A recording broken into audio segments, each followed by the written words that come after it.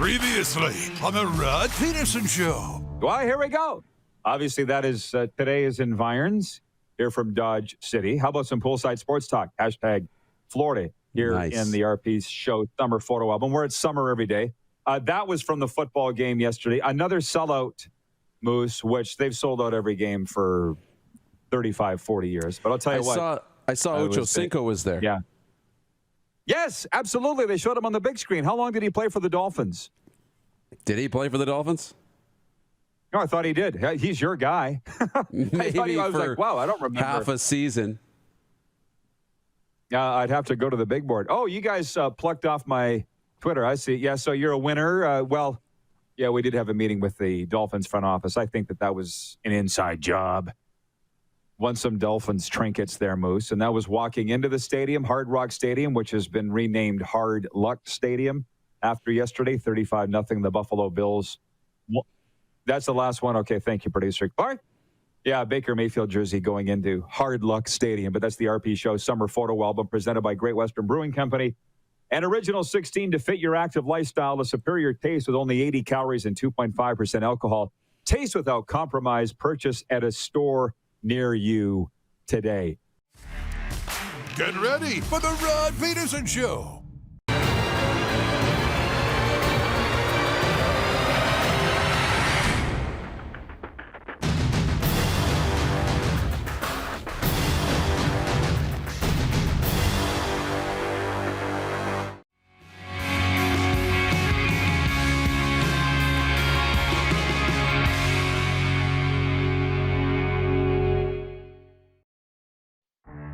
Absolutely awesome to see you down in Florida, Roddy. Unfortunately, you are at the grind, working. LOL. Enjoy it, man. You deserve it. How about that? Listen, please don't feel sorry for me. Darren, do you feel sorry for me that I got to work? I feel sorry for me. Exactly. From the Slurpee capital to the land of the newlywed and the nearly dead, it's sunny Florida with the Rod Pedersen Show. Oh, yeah. Thank you, Rick Regan. Thank you, Rick Regan, but it ain't sunny today. I'll tell you that, man. Almost had to wear a jacket, guys. You talk about feeling sorry for me. Almost had to put a jacket on today as we broadcast live from Dodge City and Sept, Canada's daytime sports talk show. I know I feel a lot like so here for college game day. Can we get Moose on the screen? Can we get the Moose? See if he's so far. I was taken aback. I wasn't ready for that intro. The newlywed and the nearly dead. That's Florida. Yeah, it's a Dan. That's a Dan Plaster line. God's waiting room, as they say. I like it down here in Florida. But it's been raining all day long, and they've assured me that by the time that we got to air, that the sun would come out and the rain would stop. But it's not. But that's okay. Here in Dodge City, we get the best broadcast location in the state. And I got a lot of things to get to in a moment in the Quick Six show topics. I just want to tell the viewers that coming up in the program as we continue our range of NHL team previews, Bob Stauffer, the Edmonton Oilers radio color commentator, will be joining us. Our good friend Bobby from 630 Chat Edmonton. And Paul Hendrick, longtime Leafs TV host and TSN Leafs reporter Paul Hendrick. Penny Tweets will be with us in hour two. And I know, Darren, that you're dying to get to some specific points here in the Quick Six. We do have MLB, we have NHL, we have NFL, we have CFL. Let's get to it right now, please. Director Jordan, in the Quick Six topics. Thank you.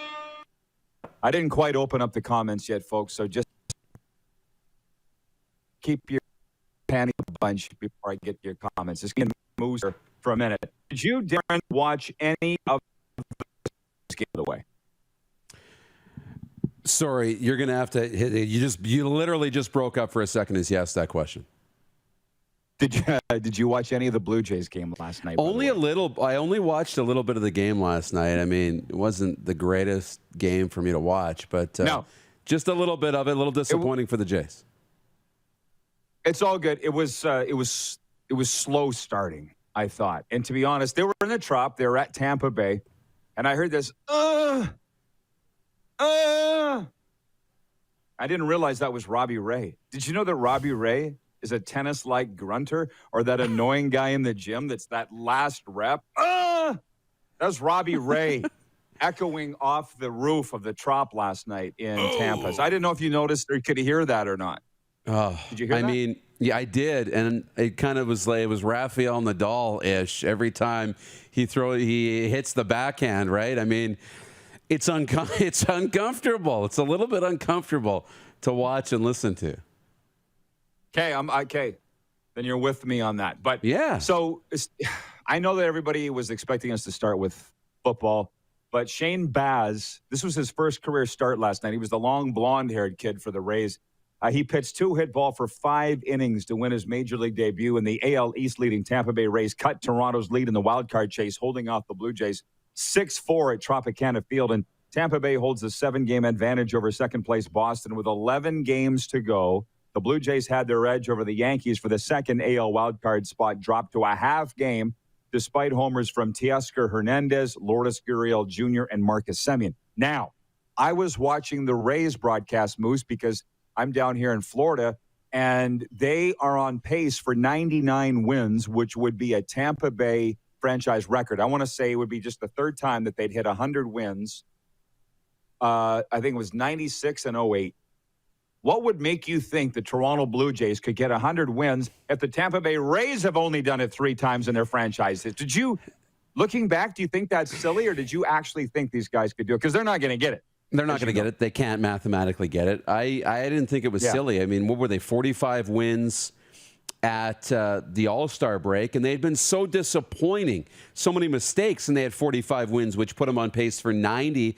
You know, I thought they only needed to get, 55 wins in the back half. I thought they would be that much better. I thought on paper this Jays team was better. Unfortunately, until a month ago, they hadn't done anything, and then all of a sudden they go on a little bit of a run. I just expected that second half to be a lot better than the first. It just wasn't the case. Okay.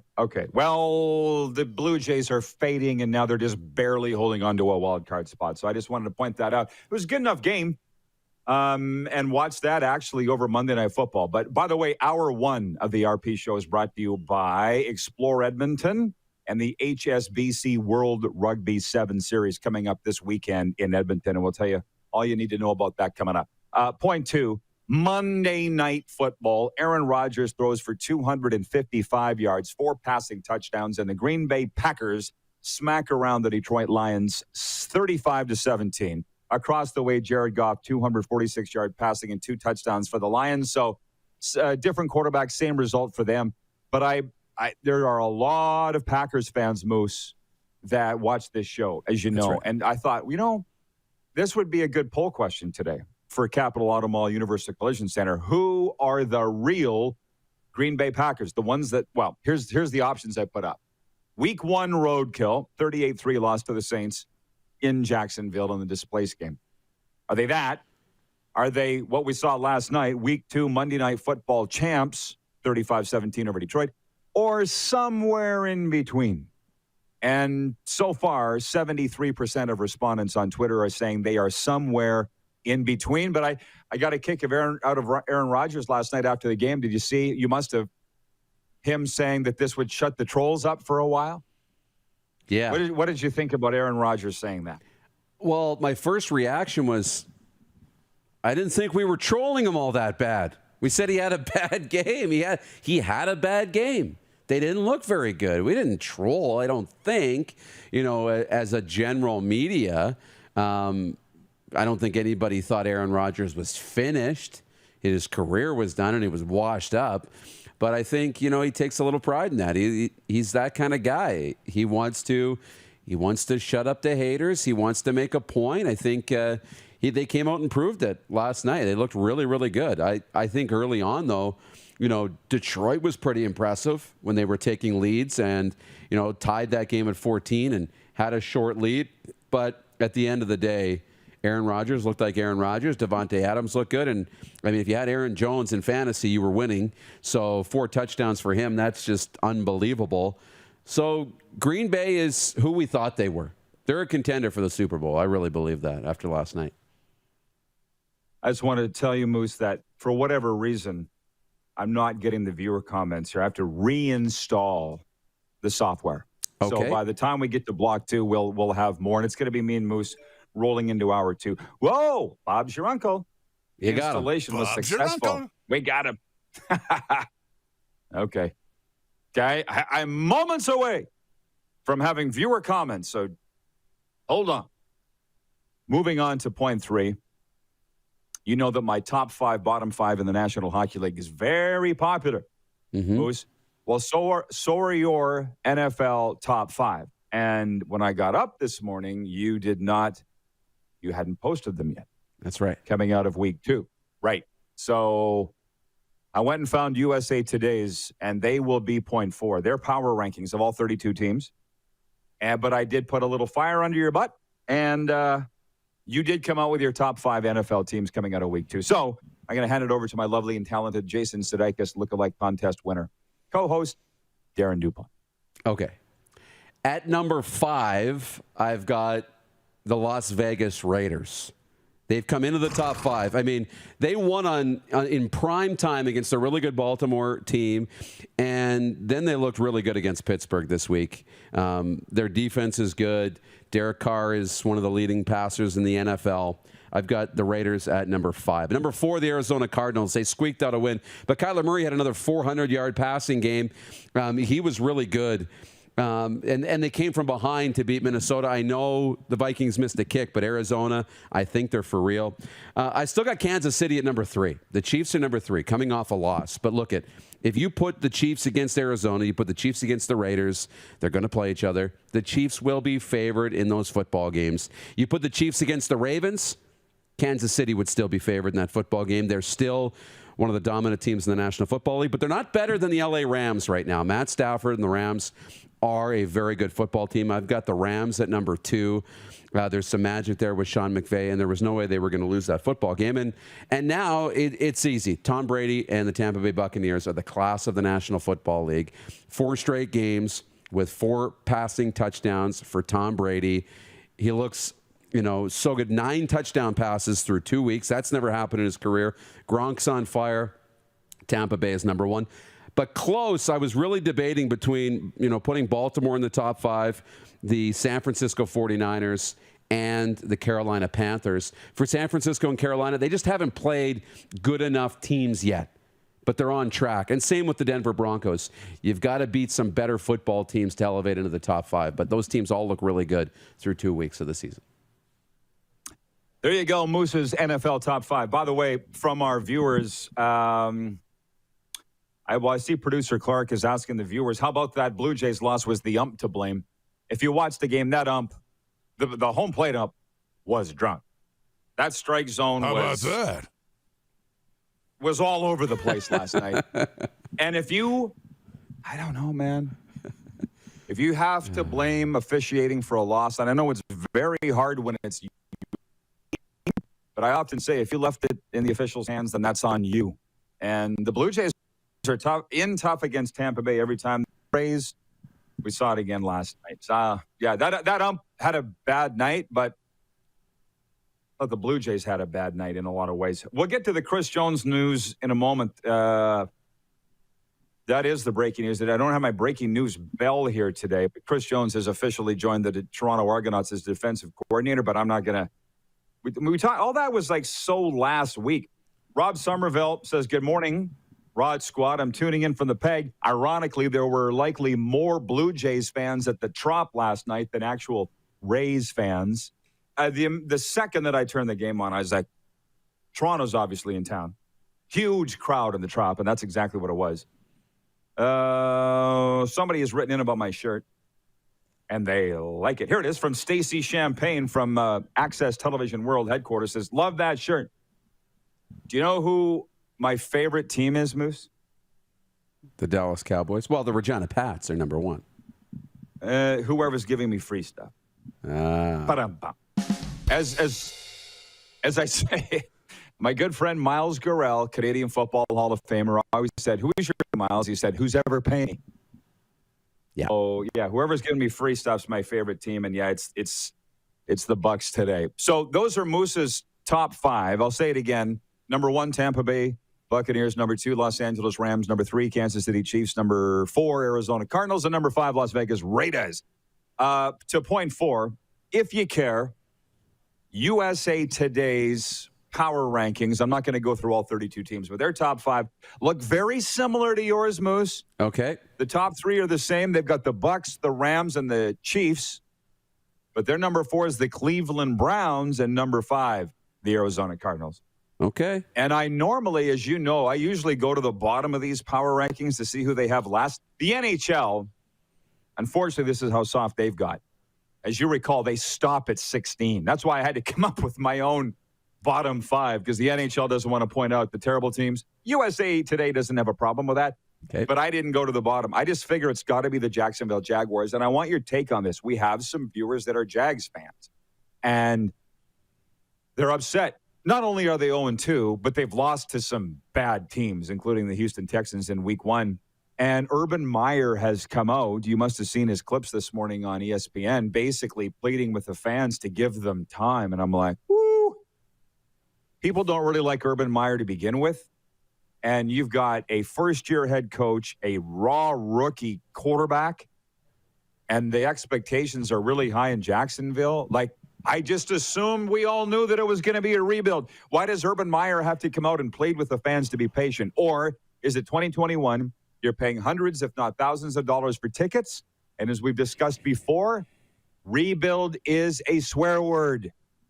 Is that where we're at with the Jacksonville Jaguars right now? They're too afraid to say that they're in a rebuild? Yeah, I think so. I mean, I think they admit they're in a rebuild. I think the fans will say they're in a rebuild, and they'll use that as a cover-up, right, for a bad football team. But nobody wants to be in a rebuild. Nobody's buying tickets to go watch a rebuild. I'm not wearing my jersey around town saying, hey, look at us, we're going to suck for 3 years. That's just not going to happen. But they do need to be patient. I mean, you got a new quarterback, you got a new coach, you've got some young pieces. You're not going to be very good.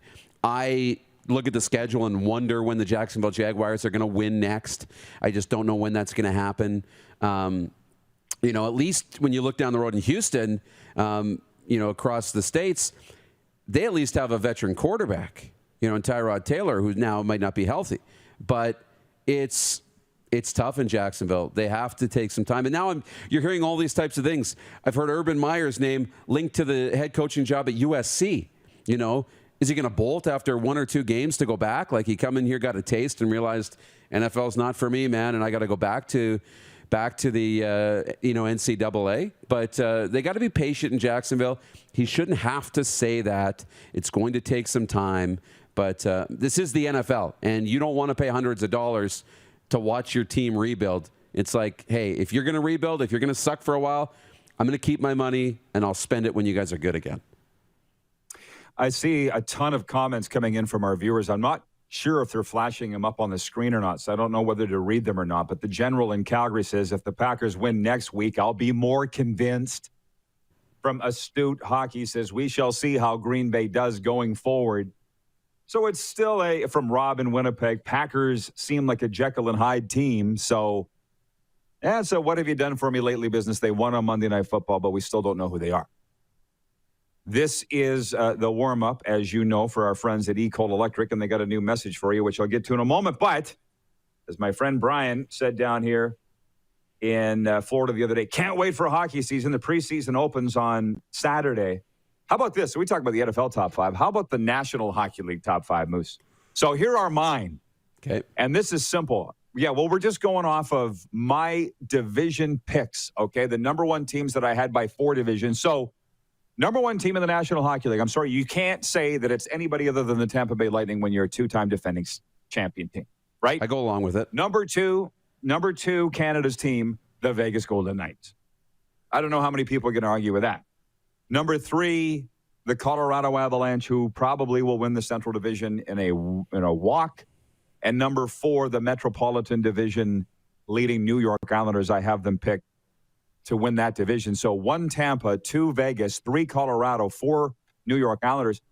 5 is the question. Who's the second best team of the 4 divisions? Because those are my division leaders. And don't say the Toronto Maple Leafs. I'm starting to think it's the Florida Panthers. Yes. I don't know. Bill Lindsay's got me convinced after our chat yesterday. The 16-year NHLer, the Panthers color commentator, starting to think the Florida Panthers round out the top 5. But I'm willing to listen to other suggestions.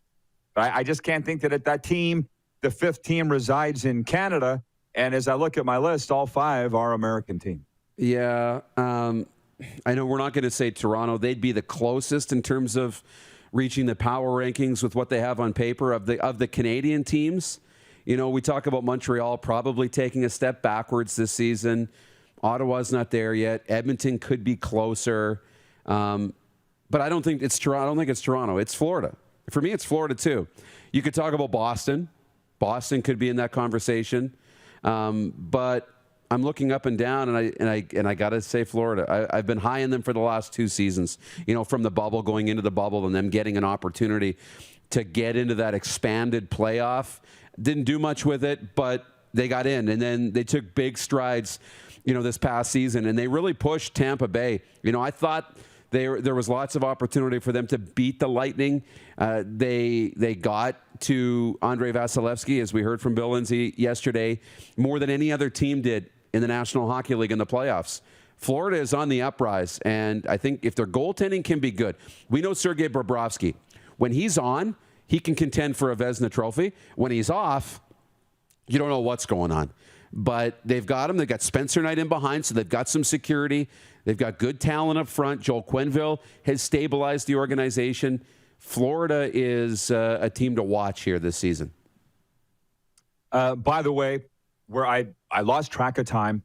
When we come back in Block 2, Moose, we'll do all the CFL news because there's a lot today.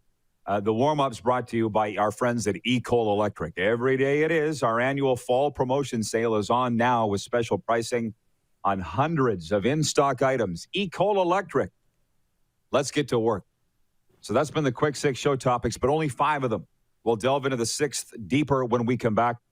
Also on the way today, Bob Stauffer, Edmonton Oilers radio color commentator, and Paul Hendrick, legendary Leafs insider. From South Florida, you're watching the RPShow. Canada's daytime sports talk show continues after this on Game Plus TV, YouTube, and Facebook Live, and 24-hour sports radio at rodpeterson.com. Head to youtube.com/The Rod Peterson Show now. You gotta subscribe. Click the subscribe button for all the content you may have missed.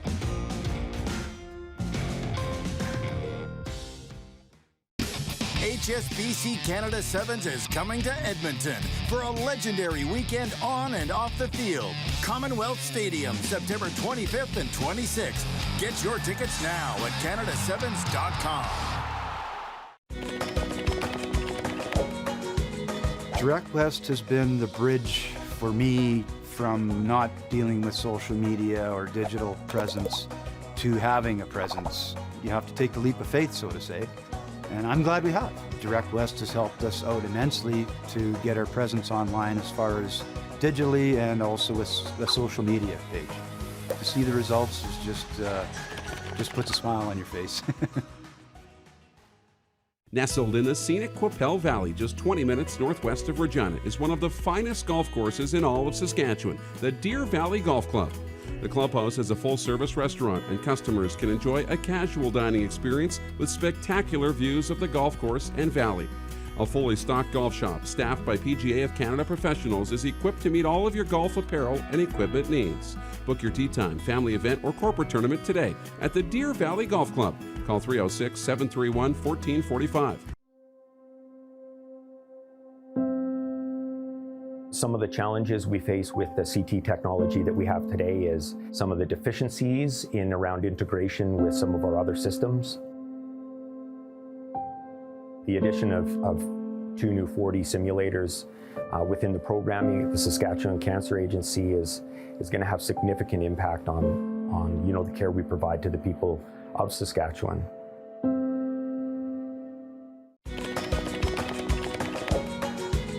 Direct West has been the bridge for me from not dealing with social media or digital presence to having a presence. You have to take the leap of faith, so to say. And I'm glad we have. Direct West has helped us out immensely to get our presence online as far as digitally and also with the social media page. To see the results is just puts a smile on your face. Does this look familiar? Your fans deserve an incredible arena experience. It's time for an upgrade. Stunning graphics. Revenue opportunities are just the beginning with our in-venue display systems and scoring technology. Let us help you find the best solution for your facility.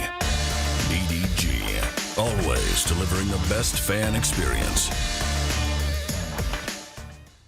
Universal Collision Center is Saskatchewan's premier auto body shop. Our extensive process ensures that every vehicle that comes through our state-of-the-art facilities is returned pre-accident condition, and that every UCC customer experience is an easy one. We're certified to repair all makes, all models, and all luxury brands, and Universal Auto Spa offers full-service detailing packages to suit you and your vehicle. Plus, we're the official body shop of your Saskatchewan Rough Riders. Universal Collision Center, 3910 Rochdale Boulevard and 2355 First Avenue in Regina. Hey, Rod Squad, now you can join the team with your very own RPShow gear. Head to rodpetersonshop.com and get yours today while supplies last. It's just like we wear on the show, official RPShow gear at rodpetersonshop.com. Hey, honey, can you get one of the kids to show me how this Twitter thing works? Honey, I need to get on Instagram. Time for more of the Rod Pedersen Show. RPShow continues from South Florida, and I know that when we get into the quick six show topics, it's like trying to sip from a fire hose. I get it. And Darren, you see those comments in front of you, right? I got them. Where the heck did it go? They're talking about the I accidentally exited out of it. Yay. Everything's happening. I got but with the jug, you got them? Well, yeah, there was. It'll only take me a second to log back in here, but I got a lot of things going on the computer. And we can sit and talk about the term rebuild and why it's a swear word. And somewhere over the last 10 years, I would say, it's become a rebuild because I've worked so closely with teams. They just, don't say that we're in a rebuild. Yeah, but you are. I don't understand why. But anyways, I'm going to have to plug in this laptop in a second, Moose. You're going to have to talk for a while in a minute because this laptop's gone into battery-saving mode. Which one are we talking about? The brand new one. You better plug it in now. Yeah, well, we got some time. But here's the CFL. I didn't see any CFL power rankings today. Okay, I didn't see any. I think they usually come out on Tuesdays. What we do have for news is DeAndre Alford, Simone Lawrence, and Michael Riley were named the CFL top performers for the week of Week 7. That came out today from the CFL.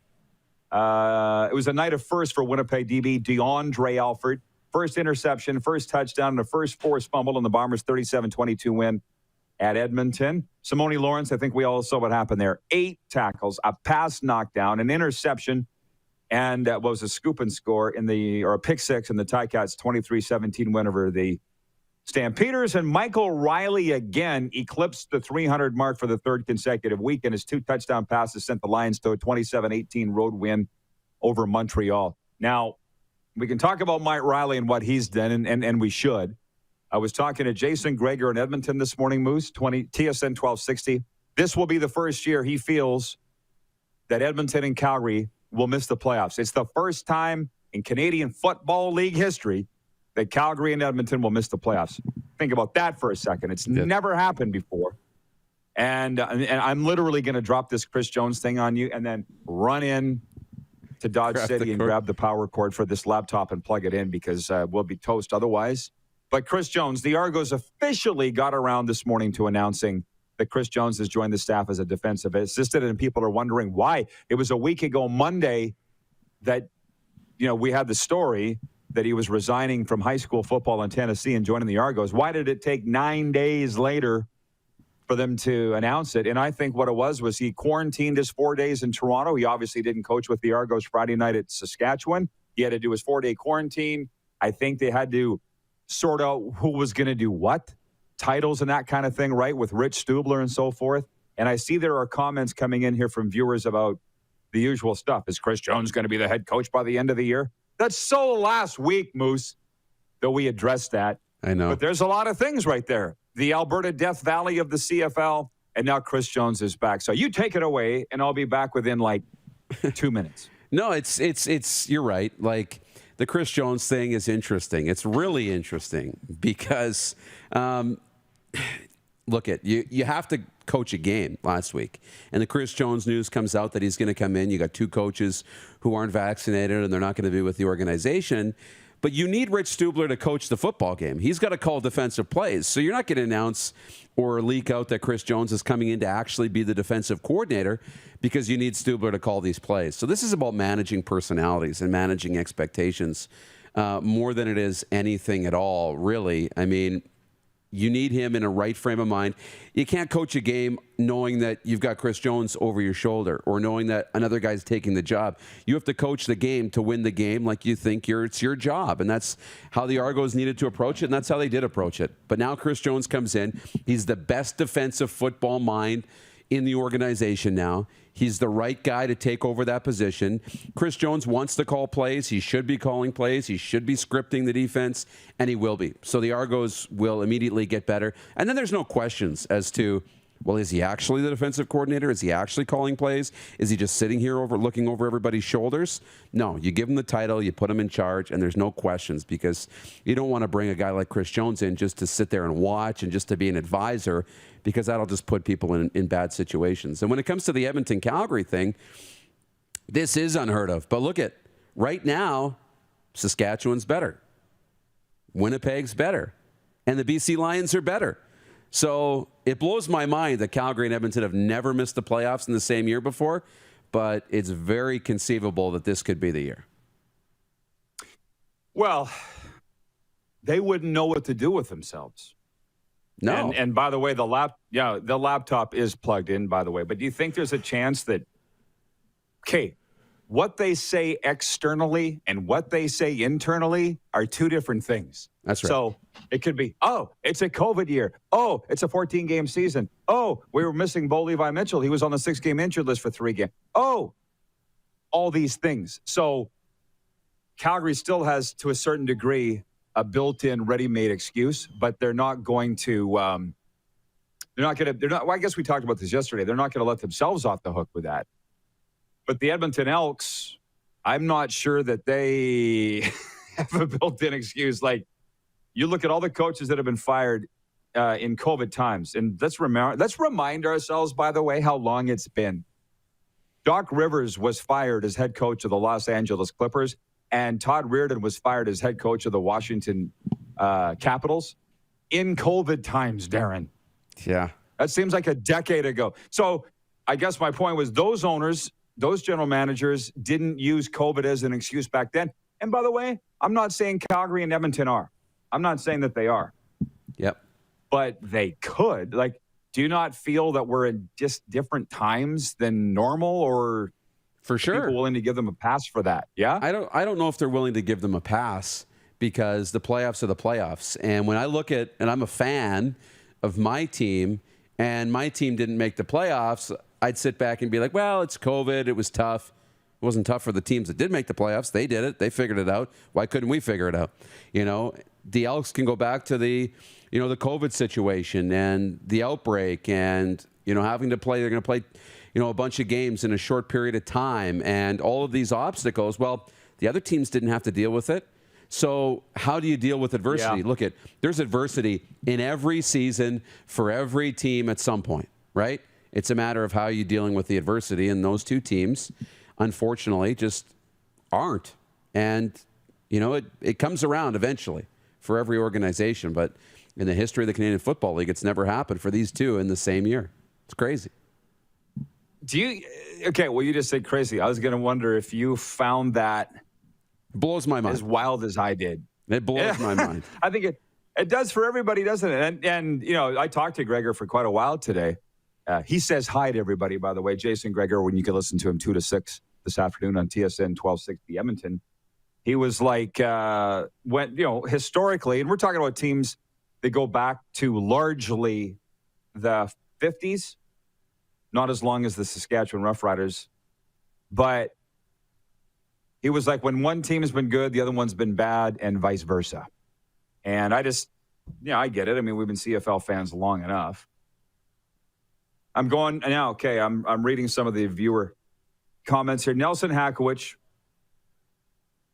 has just written and said CFL power rankings. What are they, Nelson? What are they? Tell me. Have you seen them, Darren? I haven't. Well, he wrote them in. Top of your screen. Okay, hang on. Well, we'll read them and then we'll break. And we're going to come back with Bob Stauffer, the Oilers color commentator. The power rankings have Winnipeg 1, BC 2, Sask 3, Hamilton 4, Toronto 5, Montreal 6, Calgary 7, Edmonton 8, and Ottawa 9. Okay.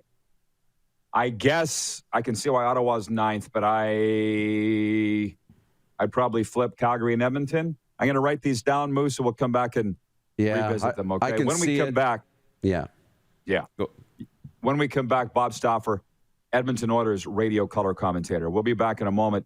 You're watching the RP Show live from South Florida on Game Plus TV, YouTube, and Facebook Live, and 24-hour sports radio at rodpeterson.com. Have you subscribed to the Rod Peterson Show YouTube channel yet? Head to youtube.com/The Rod Peterson Show now.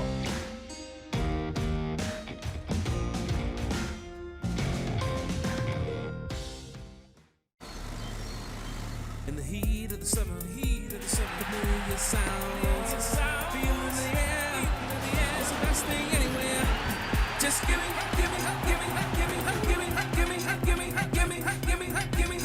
back my game. 'Cause I live for the drama, I live for the emotion. No one can take me down, bring me back my football. BetRegal.net, exclusive sports gaming partner of the CFL. Safety is a primary pillar at Core Grain. We have core certification. Our workers are following best practices in the industry for safety. We always want to make sure that our contractors, us here at the shop, and our customers can come to work and go home at the end of every day. Give Core Grain Systems a call today. Bronco Plumbing, Heating, and Cooling. Experts in all residential and commercial plumbing services and proudly serving Regina and area since 1978. Bronco Plumbing, Heating, and Cooling. We'll treat you right.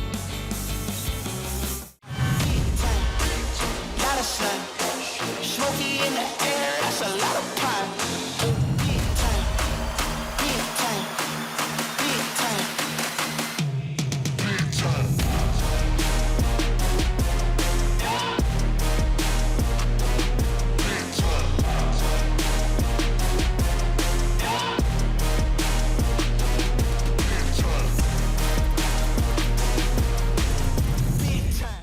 It's time to get back to busy, and Capital Ford Lincoln is here to help.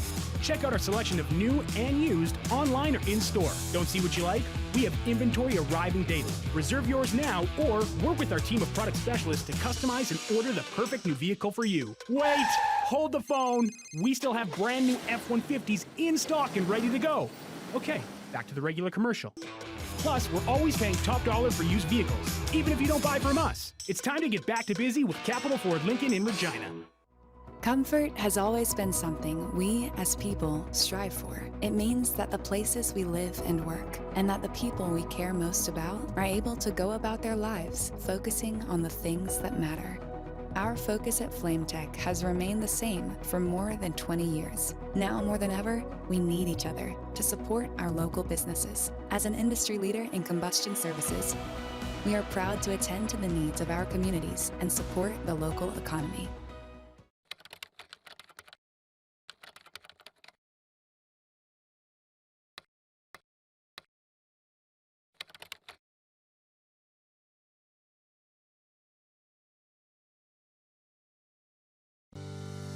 At Core Grain, we strive to be the most qualified grain storage and grain conditioning experts in Canada.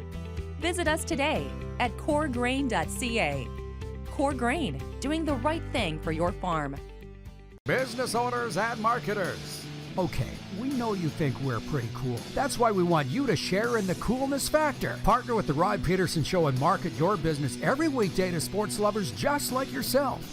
Take advantage of our many cost-effective commercial and promotional opportunities. Tell the world about your business. Yes, the world. Thanks to Game Plus TV and the Rod Peterson Digital Network. Contact us today and find out how you can be a part of Canada's fastest-growing sports talk show, The Rod Peterson Show. Did you know you can catch all the best moments from the show on all our social media platforms? Now, back to the studio with Rod. Welcome back, everybody. It's the RP Show. We're coming at you live from Dodge City here in beautiful South Florida, just ahead of Bob Stauffer. Jim Wagner writing us on the Prairie Mobile text line, and he says, "Good morning, Art. I liked the blurry background yesterday when I couldn't see how beautiful it is there, Roddy. Enjoy. Looking forward to another great show. Enjoy the day, all." Well, it's been raining all day, and Jordan did all this work to get everything fixed behind us, but we'll be back here for other shows. We're switching locations tomorrow, going to the beach house in Pompano Beach, Florida. But anyways, we're going to talk hockey and head up to the City of Champions. Bob Stauffer joins us from 6:30. Ched, host of Oilers Now, longtime Oilers broadcaster. How you doing, Bob? Oh, little, well, not surprised, right? Same old last night. And we'll see if it's the same old starting Wednesday as we break training camp for the Edmonton Oilers. How do the rookies look, by the way? What's your assessment of how the rookies have been here through a week of action? Well, I'm always the guy who believes in being honest, Rod. So we didn't do the game last night in Calgary. We did the game Saturday, and the whole rookie experience from Edmonton's perspective changed because Dmitry Samorukov got hurt 3 minutes into the game. So that was Edmonton's, he's one of the Oilers' two best defense prospects that won't be with the big team to start the season. The other one would be Philip Broberg. Evan Bouchard's going to be on the Oilers. Without Dylan Holloway, who's their best forward prospect, and Samorukov, who's their second best defense prospect, I would suggest to you that the Oilers were a little light, and I think that played out last night. Ilya Konovalov, and I have spoken to several people on top of getting a little bit of video back from last night's game. The Oilers' netminder played well, but it was a Flames game. The Oilers looked tired last night. They rallied back on Saturday from 3-1 down. They got the victory. I don't think they built the deepest team for the rookie tournament. They got a lot of prospects on defense, and they're light up front. And so, which is part of the reason why they've drafted Holloway and Xavier Borgo as first-round picks the last 2 years. Look, they got the two best – the last 3 seasons, they got the two highest-scoring forwards in the NHL, Connor McDavid and Leon Draisaitl. I realize there's people in Central Canada that think Austin Matthews is one of the 5 best players in the world. Be nice if he finished maybe in the top 5 in scoring once.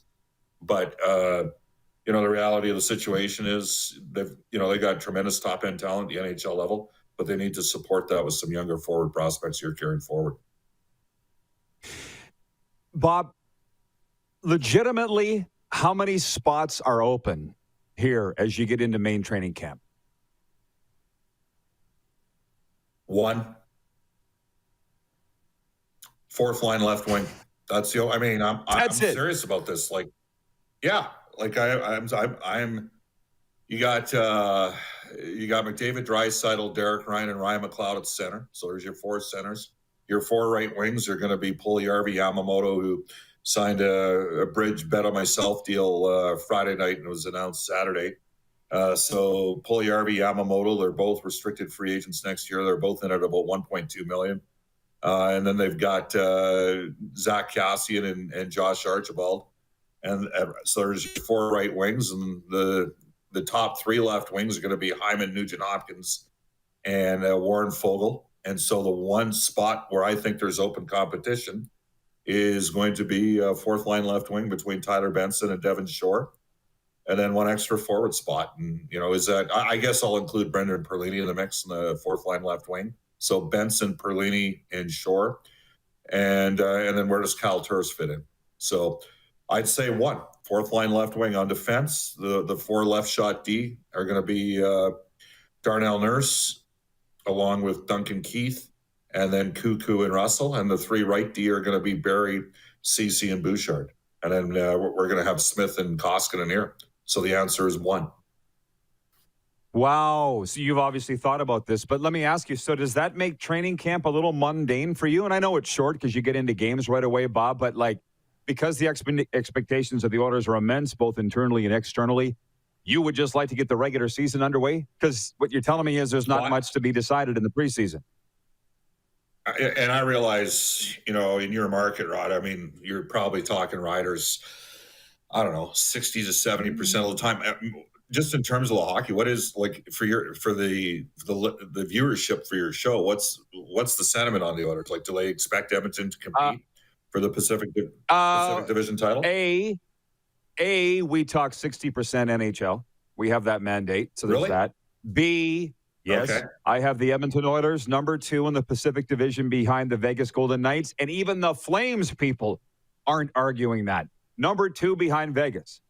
Agree or disagree? Well, they finished 3 points behind Vegas 2 years ago with a lack of depth at forward, and they finished second last year in the Canadian division, and Vegas doesn't have Marc-Andre Fleury.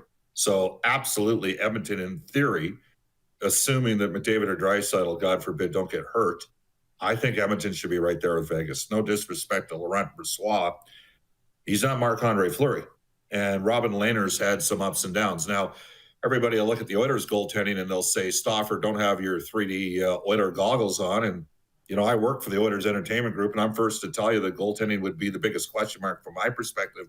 But that tandem last year, Mike Smith and Mikko Koskinen, had the 7th best save percentage in the NHL. I don't think Mike Smith's going to replicate 923, but I don't think Mikko Koskinen's going to come back with an 899. I think he'll go up and Smith will come down a bit. So my expectation is that Edmonton will compete for a top 2 spot. And I want Vancouver and Calgary in the playoffs as well. I think it's just way better. For those markets care about their teams. I mean, it's their primary concern in those marketplaces in Calgary and Vancouver. For those clubs, with all Tom McLellan's a great guy. He's in LA. They'll have a better team. Not quite sure how to assess San Jose. I know you had talked to Jason earlier today. His nephew's on that team. I'm not sure about the Sharks. I'm wondering whether or not they're not a bit like a guy that's 7/8 bald and refuses to take that final inch off and commit to going fully bald. Something that I'll never have to worry about, which is good in my case because at least I have hair because it makes up for the fact that we're carrying some extra weight.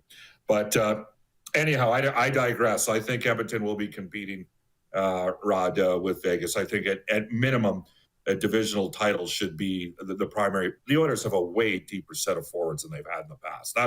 That to me is the biggest thing. The additions of Hyman and Fogle, maturation carrying forward with McLeod, who already looks pretty good with the captain skates. Derek Ryan, a smart, useful player, coming in that can sort of gap fill and maybe insulate Ryan McLeod a little bit. The Oilers should have a good group of forwards. They should be better 5-on-5, and they've had by far the best power play in the league the last 2 years. So I'm going to be intrigued to see what Edmonton can accomplish this year. I think we all are, but we're talking regular season stuff here. And I know that you're looking ahead, but what have you discerned over the summertime yourself, and what are they saying internally about the sweep at the hands of the Winnipeg Jets? How did that happen? Well, you know what? How much it's funny, Rod. I'm a little bit of a guy that runs numbers, right? Like, I had a conversation with the Edmonton Eskimos in the mid-2000s about scouting, and we had a disagreement about the influence of CJEP out of Quebec. And I'm like, I remember saying to Danny Machocha, Danny, those kids all play football for 4 more months than the kids that are being drafted at 22 out of the West in Ontario.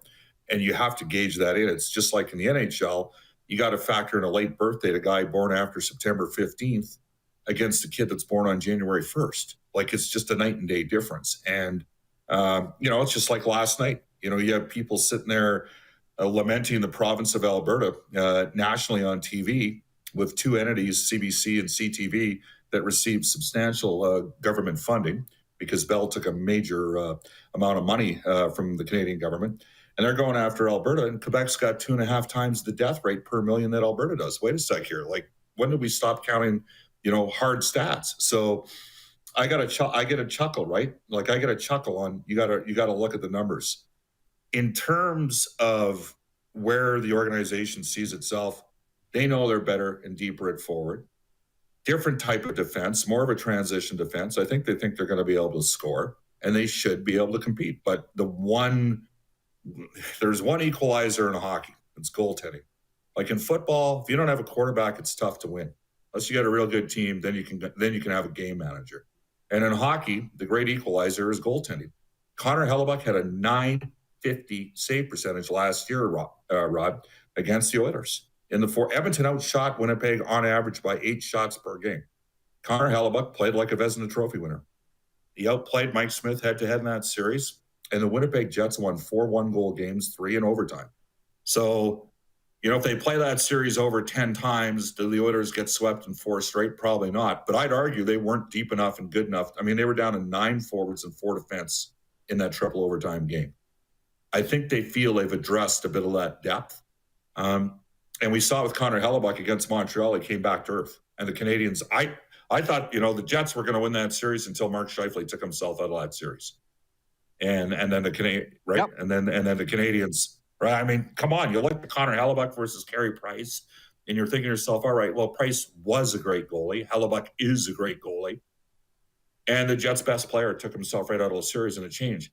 Against the Oilers, they didn't, you have a team that's got the best power play in the league, and the best player in the world can't draw a power play in 4 games. And then you lose 3 one-goal games in overtime. So how hard do you assess your team in that scenario? Well, obviously, they assessed it pretty hard because they went and added Zach Hyman.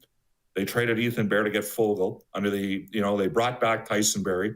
Adam Larson left for personal reasons, which, frankly, we could all understand. And, Evan Bouchard's going to be a big part of the thing. So they think they have a better team. And I tend to agree with them. I think they have a deeper team. And even the harshest critics, Rod, of the Oilers and what their team is, a guy like Dom Lucian from The Athletic, he's got Edmonton ranked the 6th or 7th best team in the league to start the year based upon the additions they've made. Well, you didn't even mention Duncan Keith when you were going through your list of offseason acquisitions there. Yeah, so, by the way, Northside YEG writes on YouTube, never can have enough Oilers talk. So we'll write that down. Duly noted. Bobby, thanks for this. Always love chatting with you, man. Good seeing you. Have a great season, and we'll catch up here in the fall. When you're stuck and can't get anybody better out of Edmonton, give me a call. Right. All right, Bob. The great Bob Stauffer, 6:30 Ched, host of Oilers Now. When we come back, it's viewer takeover. Anything you want to talk about, there is a ton of it. Oh, yeah. The general in Calgary says that I never bring on Calgary commentators. How about that, Clark? I don't know. Ryan Leslie, Peter Labardius, Danny Austin. We only went to Calgary last week. Again, viewer takeover next. Hour 1 of the show is brought to you by Rugby World Sevens. We'll talk about that, too, when we come back. You're watching on Game Plus TV, YouTube, and Facebook Live, and 24-hour sports radio at rodpeterson.com. Have you subscribed to the Rod Peterson Show YouTube channel yet? Head to youtube.com/The Rod Peterson Show now.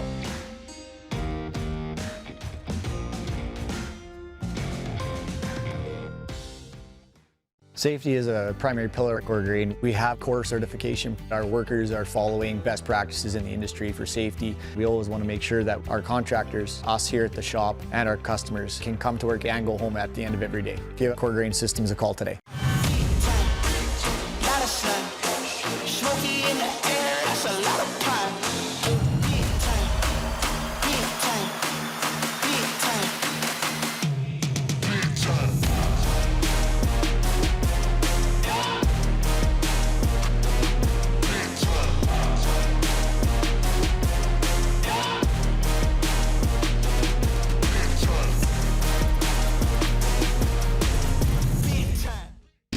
HSBC Canada Sevens is coming to Edmonton for a legendary weekend on and off the field. Commonwealth Stadium, September 25th and 26th.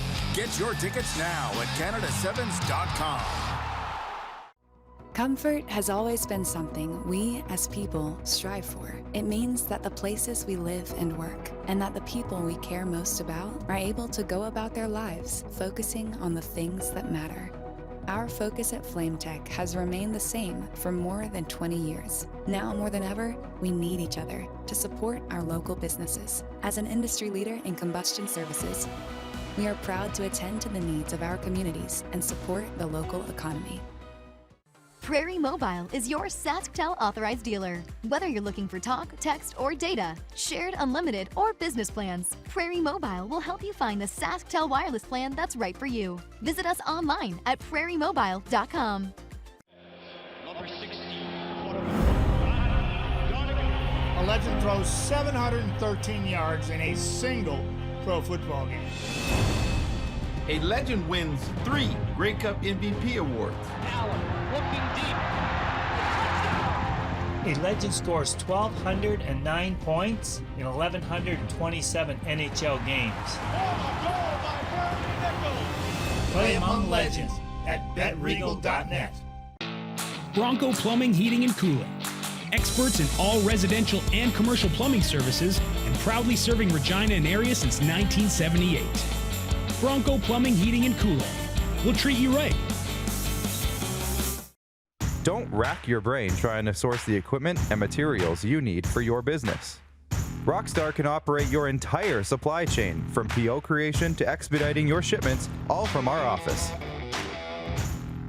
Leverage the buying power of the Rockstar Buying Group to not only save money and time, but also the headache.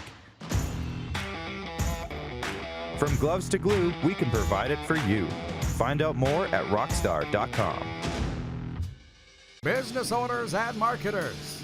Okay, we know you think we're pretty cool. That's why we want you to share in the coolness factor. Partner with the Rod Pedersen Show and market your business every weekday to sports lovers just like yourself. Take advantage of our many cost-effective commercial and promotional opportunities. Tell the world about your business. Yes, the world. Thanks to Game Plus TV and the Rod Pedersen Digital Network. Contact us today and find out how you can be a part of Canada's fastest-growing sports talk show, The Rod Pedersen Show.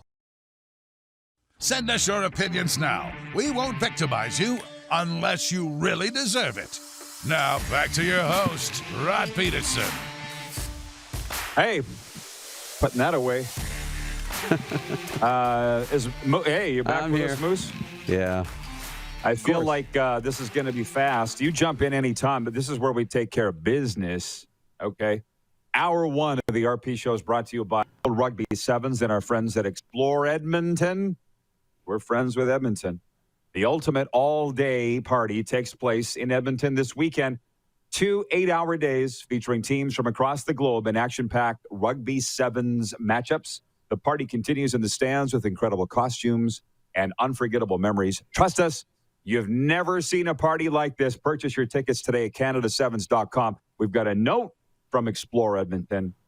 Proof of full vaccination or a negative on-site COVID test will be required to enter. Masks will be required when not in your designated seat. They can be removed when seated due to the event being outdoors. And single-day ticket passes are now on sale, meaning patrons can attend for as little as $60 for a full-day pass. So that's 8 hours of entertainment for $60. You can purchase them all at canada7s.com. And I don't know, I should probably do a sports update here. I'll do it briefly. You tell me, Clark, when we're out of time. A strong performance from Aaron Rodgers as the Green Bay Packers in the win column. Rodgers went 22 for 27 for 255 yards and 4 touchdowns as the Packers beat the Detroit Lions 35-17 last night on Monday Night Football. 3 of those touchdowns went to Aaron Jones. He had another one on the ground. Packers 1-1, Detroit 0-2. Our poll question today for Capital Automall Universal Collision Center is, who are the real Green Bay Packers? Week 1 roadkill, Monday Night Football champs, or somewhere in between? And last I looked on Twitter, over 70% were saying somewhere in between, and 60% leading on Facebook, too, saying somewhere in between. Toronto rookie Alek Manoah gets the start tonight as the Blue Jays face the Tampa Bay Rays at the Trop. Manoah 2-1 with a 0.96 ERA in 3 games against the Rays this season. Toronto enters the day a half game up on the Yankees for the second AL wildcard spot. The Yankees face Texas tonight. And the Arizona Coyotes have proposed a $1.7 billion development in Tempe, just east of Phoenix, that will include a hockey arena. Renderings by the Coyotes include proposed restaurants, shops, and apartments on a 46-acre tract of land. The team says the arena would be funded by private investors, but would seek city sales tax revenues to help pay for $200 million in additional costs, including infrastructure work. So the Coyotes not leaving the Valley without a fight. Sports update for the Tab Brewhouse and drive-thru liquor store, where you never need to ask to have the CFL game put on. For Ballers Rec Room, Saskatchewan's newest entertainment facility, home of the 4-hour Rough Riders tailgate party. And for Red Bull Canada, Red Bull gives you wings. How much time we got, Clark? Clark's eating something. My guess is it's a G2G bar. Moose, 40 seconds. What's your recap? What did you learn, Darren, in hour one of the RP show today for Rugby World 7?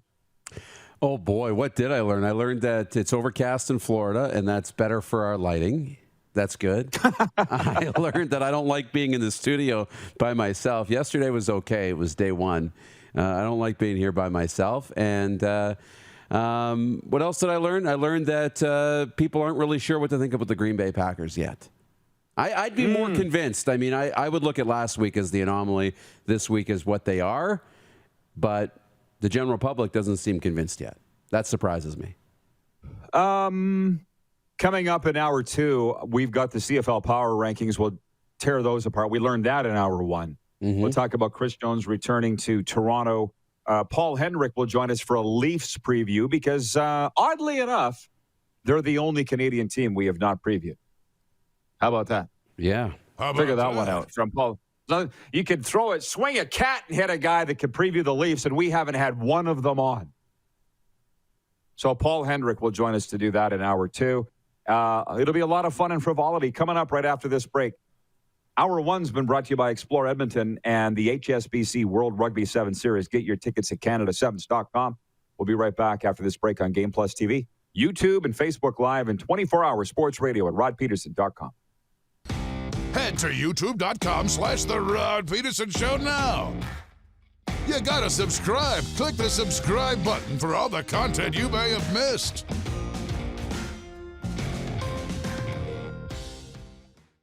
Prairie Mobile is your SaskTel authorized dealer. Whether you're looking for talk, text, or data, shared, unlimited, or business plans, Prairie Mobile will help you find the SaskTel wireless plan that's right for you. Visit us online at prairiemobile.com. Universal Collision Center is Saskatchewan's premier auto body shop. Our extensive process ensures that every vehicle that comes through our state-of-the-art facilities is returned pre-accident condition, and that every UCC customer experience is an easy one. We're certified to repair all makes, all models, and all luxury brands, and Universal Auto Spa offers full-service detailing packages to suit you and your vehicle. Plus, we're the official body shop of your Saskatchewan Rough Riders. Universal Collision Center, 3910 Rochdale Boulevard and 2355 First Avenue in Regina. Bronco Plumbing, Heating, and Cooling. Experts in all residential and commercial plumbing services, and proudly serving Regina and area since 1978. Bronco Plumbing, Heating, and Cooling. We'll treat you right. It's time to get back to busy, and Capital GMC is here to help. Check out our selection of new and certified pre-owned, online or in-store. Don't see what you like? We have inventory arriving daily. Reserve yours now or work with one of our product specialists to customize and order the perfect new vehicle for you. Plus, we're always paying top dollar for used vehicles, even if you don't buy from us. And our factory-trained technicians are standing by for service or inspection on any make or model.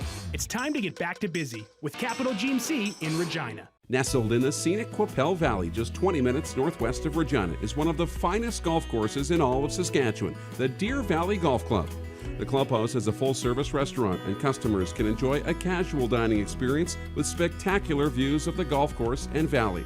A fully stocked golf shop, staffed by PGA of Canada professionals, is equipped to meet all of your golf apparel and equipment needs. Book your tee time, family event, or corporate tournament today at the Deer Valley Golf Club. Call 306-731-1445.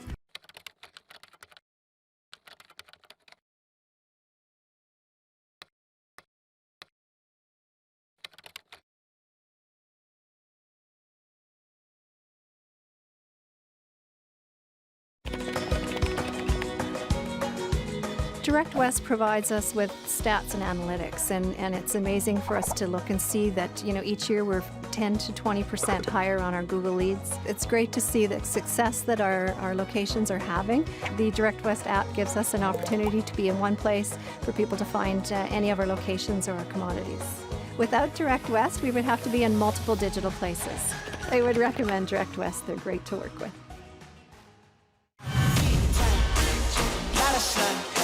Smoky in the air, that's a lot of pine. Big time, big time, big time, big time.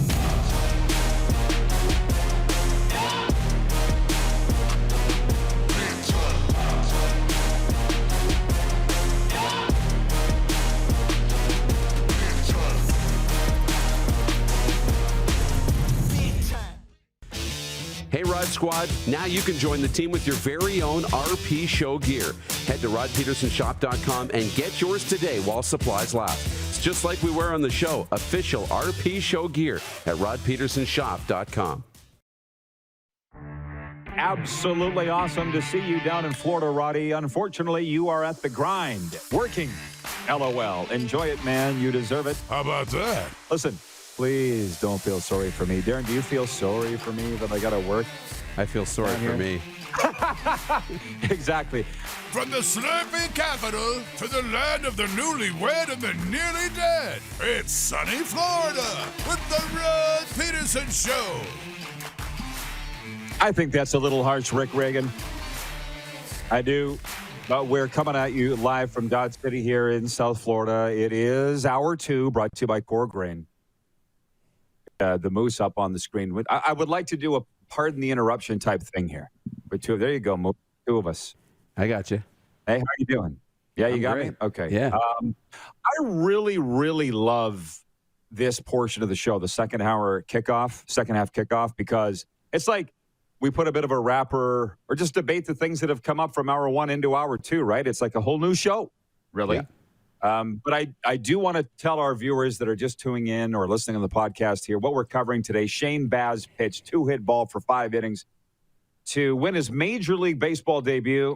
Tampa Bay cut Toronto's lead in the wildcard chase last night, beating the Jays 6-4 at the Trop. They'll do it again tonight. Alek Manoah going for the Jays. And Aaron Jones caught 3 of Aaron Rodgers' 4 touchdown passes and rushed for a 4th.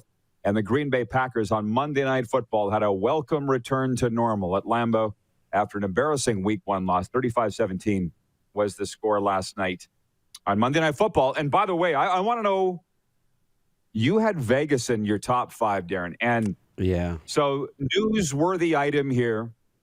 Top 5 NFL teams, that is. Raiders quarterback Derek Carr underwent tests on his injured right ankle, but Coach John Gruden expects him to be able to play this Sunday against the Miami Dolphins. Carr got hurt after throwing a touchdown pass to Foster Moreau in the third quarter of Sunday's 26-17 victory over the Pittsburgh Steelers. And I had mentioned that I'm going to get to the BetRegal.net odds for Week 8 in the CFL. I have not looked at a ton of the NFL odds yet here for Week 3. But did you catch much of the Vegas-Pittsburgh game? I'm wondering why you have them in your top 5 in the National Football League, because, Darren, seems like a bit of a stretch to me. No, I know it does, but look, they beat a very good Baltimore team on Monday night. A very good Baltimore team. They did that in prime time, which is tough. The Pittsburgh Steelers were coming off that big win at Buffalo, and they made Pittsburgh look like a team that might not make the playoffs. That's what, the Raiders did to Pittsburgh. Pittsburgh's offense didn't look very good. Derek Carr still continues to play very well, and I'm just, pulling up his stat line from that football game. He had 382 yards and 2 touchdowns, protected the football, no interceptions.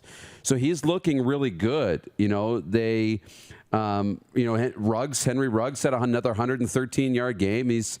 The Raiders look like they might be for real, but it was tough. Like, Green Bay could easily have moved up. I think they're a top 10 team in the National Football League still. They'll probably be in the top 5 soon. Baltimore could have been there. Carolina, the Denver Broncos could have been there. There's a lot of good football teams in the NFL, but I like what I've seen from the Vegas Raiders so far. I really do. I think they've been really impressive in the first 2 weeks. Now, if Tua's not playing, they'll probably beat the Miami Dolphins. That would be tough if they didn't beat the Miami Dolphins. But look at their schedule. I mean, they're going to then play Denver, Seattle, Cleveland, and the Green Bay Packers starting in October. So when you get there, it's going to be a tough season. But for now, I got Vegas in my top 5.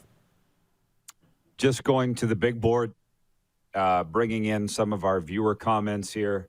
Austin Cherkis, who's one of the cameramen on my Rough Rider show In the Huddle. He's like, where are you? I'm in Florida, Austin. Won't be there for In the Huddle, okay? All you need to know. Chris Bird, watching in King City, Ontario, says, I think Rod needs to have a swim-up broadcast desk on Football Friday. How about that? I'll be honest. I watch Lee Corso, particularly last year, from his home in Orlando. Did you watch that on ESPN College Game Day? He was by the pool, and his grandkids were running around behind him. That's what I wanted so bad. I'm like, oh, Lee Corso. Well, it's kind of what we got set up here. Oh, yeah. For the week. So I'm pretty happy with it. Adam Ridioff, watching in Hamilton, says, hey, Rod and Moose, has Ticats owner Bob Young ever been on the show? That's a hard no, Adam. But that's not to say that he wouldn't. I feel like we need to look into that and get the owner of the Hamilton Tiger Cats on the show. And that is a nice segue into what I wanted to talk about here. I mean, somebody wrote in with the Chris Jones comments earlier. The Toronto Argonauts officially today announced Chris Jones has joined the team as a defensive assistant. Whatever that means. They know, but they're not really saying what it is. And from what I know of the situation, which is more than the average bear, Chris Jones got into Canada early part of last week and had to quarantine for 4 days. That's why he couldn't be around the team, why he couldn't help coach Friday night at Saskatchewan, a 30-16 loss to the Rough Riders. And John Murphy on Friday, their assistant GM, on this very show kind of hinted that they would have news this week about Chris Jones. So when it came out this morning, it not that big a news, Darren. And I'm not interested in sitting and debating anymore whether he's going to take Ryan Dinwiddie's job at the end of the year, because go back and look at our clips, watch the old shows. Should I repeat myself? Because I don't feel like I want to repeat myself. What do you think? Well, if you don't want to, I mean, don't. Whose show is it? Right? It's Rod Pedersen's show, and it's actually your show, but do I need to go through this again? Yeah. And I think, new people in the room probably need to, but look, this is the way it rolls, right? And I mentioned the last hour, you're not going to bring Chris Jones in just to sit on the sidelines. You're not going to bring in Chris Jones just to look over everybody's shoulder, right? And make everybody else uncomfortable. If he's there to call the plays and run the defense, give him the title. Okay? If you're bringing him in to run the defense, just give him the title and let everybody know who's in charge of that defense. Because if Chris Jones is there just looking at everybody's shoulder, they're going to think he's running it anyway, and they're all going to be tiptoeing around wondering when the other shoe's going to drop, right? So they haven't said, but if he's there to call plays and if he's coming to Toronto to run this defense, then give him the title, let him run the defense. Oh, and the titles, as you know, don't mean anything. They don't. It doesn't mean anything to Jones, I don't think. No. Mind you, when he was in Saskatchewan, he had 4 titles, so maybe it means more to him. But, by the way, Wednesday, Week 8 kicks off with the Hamilton Tiger Cats at the Ottawa Red Blacks. What I'm told in CFL circles is if Ottawa loses, you can expect a general manager change with the Ottawa Red Blacks, that Marcel Desjardins will be fired. That's the buzz. And I'm sorry, by the way, that might upset Marcel Desjardins or his family, but I think, by the way, it's 1-11, Moose. 11-11 where you're at, so make a wish. Yeah. There's your scoopage for the day. And I guess we'll wait and see whether it happens or not. But there are people lining up, from what I'm told, for this Ottawa general manager position that'll come available should the Red Blacks lose. They're already the 9th place team, a distant 9th in the CFL. And your odds weekly at betregal.net. And these guys are really figuring out, by the way, their odds makers. They're getting a handle on this CFL thing, or at least I feel like they are. I don't know about you. They've got the Hamilton Tiger Cats favored by 10.5 at Ottawa Wednesday night. I feel like it might be a little too early on a Tuesday, Moose, to get, mind you, the game is tomorrow, to talk how we feel about that. And then it's a Friday night doubleheader, Montreal at Toronto. Argo's favored by 1.5 points at home. I think you're taking that for sure. Mm-hmm. And Saskatchewan and BC on Friday night, the BC Lions favored by a point. So how do we feel about those opening lines for Week 8 in the CFL? Again, Hamilton 10.5 at Ottawa, Toronto 1.5 at home over Montreal, and BC 1 point at home over Sask. Yeah, I think you're okay with that. I mean, to me, I always think that the power ranking should reflect the betting lines, right? It's all about who's better right now, not about who's in front in the standings. Standings don't always reflect who's the best team. It really doesn't. So, I think we got some really good matchups. That Saskatchewan-BC game is a really, really good matchup because BC's been rolling. Mike Riley is, for me, the front runner for the MOP. And Saskatchewan, is coming off 2 bad games and getting a win. But can they turn that into something, right, and keep rolling? I don't know. And the Toronto-Montreal game is very good, too, because one of these teams has to step up and say, no, we're for real. Both teams are kind of sitting there in the mud a little bit. And so I'm not surprised Toronto's favored at home, but this is a bit of a coin toss type of game to me. I'm with you with taking the Argos, but Montreal's got something to prove. They're a little up and down. Vernon Adams has been up and down. One game he's great, one game he's not. So it's a bit of a statement game, those 2 games for me. By the way, Brian, the mayor of Dodge City, wants me to tell you $700 round trip flights for you to get down here. So put that in your pipe and smoke. Okay. All right. I know I've been sending you photos and videos of yachts and coastlines. You know what hooks me, and I love the water. You know it. Don't trust me. I've been looking at Google Flights on a hourly basis, waiting for that price to drop. Okay, gotcha. There's your CFL talk, y'all. You're welcome. Now, we're talking about the Arizona Coyotes building a rink, and this is interesting. Couple of comments on that. Ryan McCarthy in Saratoga, New York is watching, and he says the Coyotes brought back their Kashina logo. Now, Darren, the Coyotes are my 3rd favorite team, or were. Is that the en vogue Azteca term, Kashina logo, for that? That's right. Dog? Have you ever heard it called that before? Never. Me either. No, never. I thought it was Aztec, or whatever, with the design on the sleeve and the trim on the neck and then the dog. I like it. I think it's cool. And it goes to my, when I talk about branding, that I think that the Coyotes could be cool. I really do. I think that there's an opportunity to attract a younger audience. I think there's an opportunity for them to grow. And they could be one of the in brands, the cool brands in the National Hockey League over the next, 5 or 6 seasons. It could happen if they do this right, because they don't have a big fan base. And it's cool, vintage is cool. It's cool not to cheer for the popular thing, to find your own. I think this could be a trendy thing to really like the Arizona Coyotes. And I think it could really be good for their brand. And if the brand grows and the marketing grows, then players will want to be there. And maybe this could be the resurgence of the Coyotes. Who knows? Stop. Maybe. Hey, Vegas Golden Knights, what do you think about the Coyotes' new jerseys? I don't know. We were too busy winning. How about that? Spicy. Got to start somewhere. Ryan goes on to say, I may or may not get that sweater, even though I still have a CCM sweater from back in the 90s. Look, this is what got us on the radar of Mo Egger at ESPN 1530 Cincinnati when I said, it's the crappy teams that are always fiddling and farting around with their jerseys and logos and color schemes. They're trying to distract you from how bad they are. And I'm sorry, the Coyotes continue to be a dumpster fire. The only guy that's got him in the playoffs in the last decade is Rick Tocchet, and they fire him. They get kicked out of their rink, but we're going to change the jerseys. Darren in Salt Lake City, Utah says, too little, too late, Coyotes.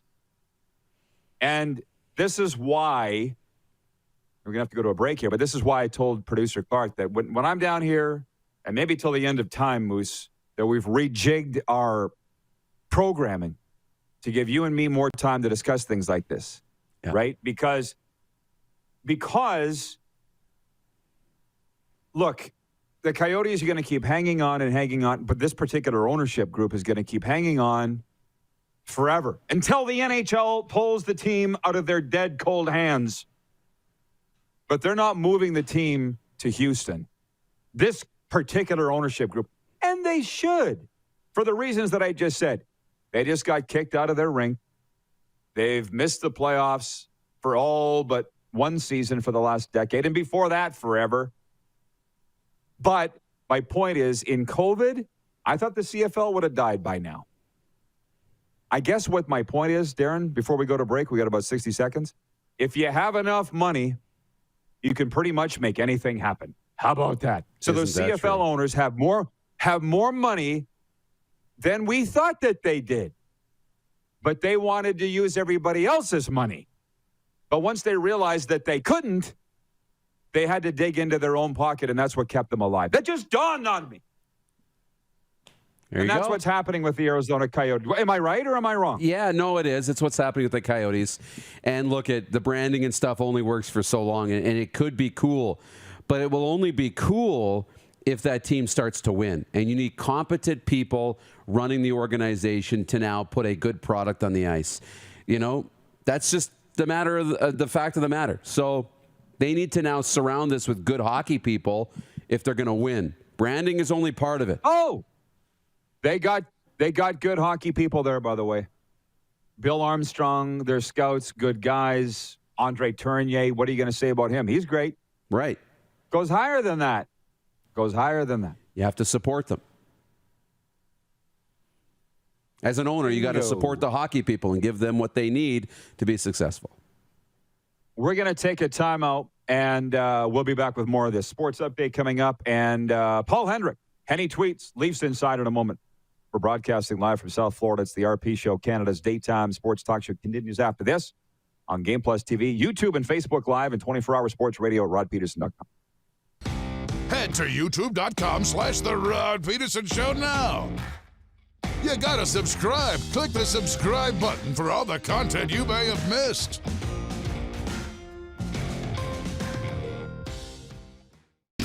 HSBC Canada Sevens is coming to Edmonton for a legendary weekend on and off the field. Commonwealth Stadium, September 25th and 26th. Get your tickets now at canadasevens.com.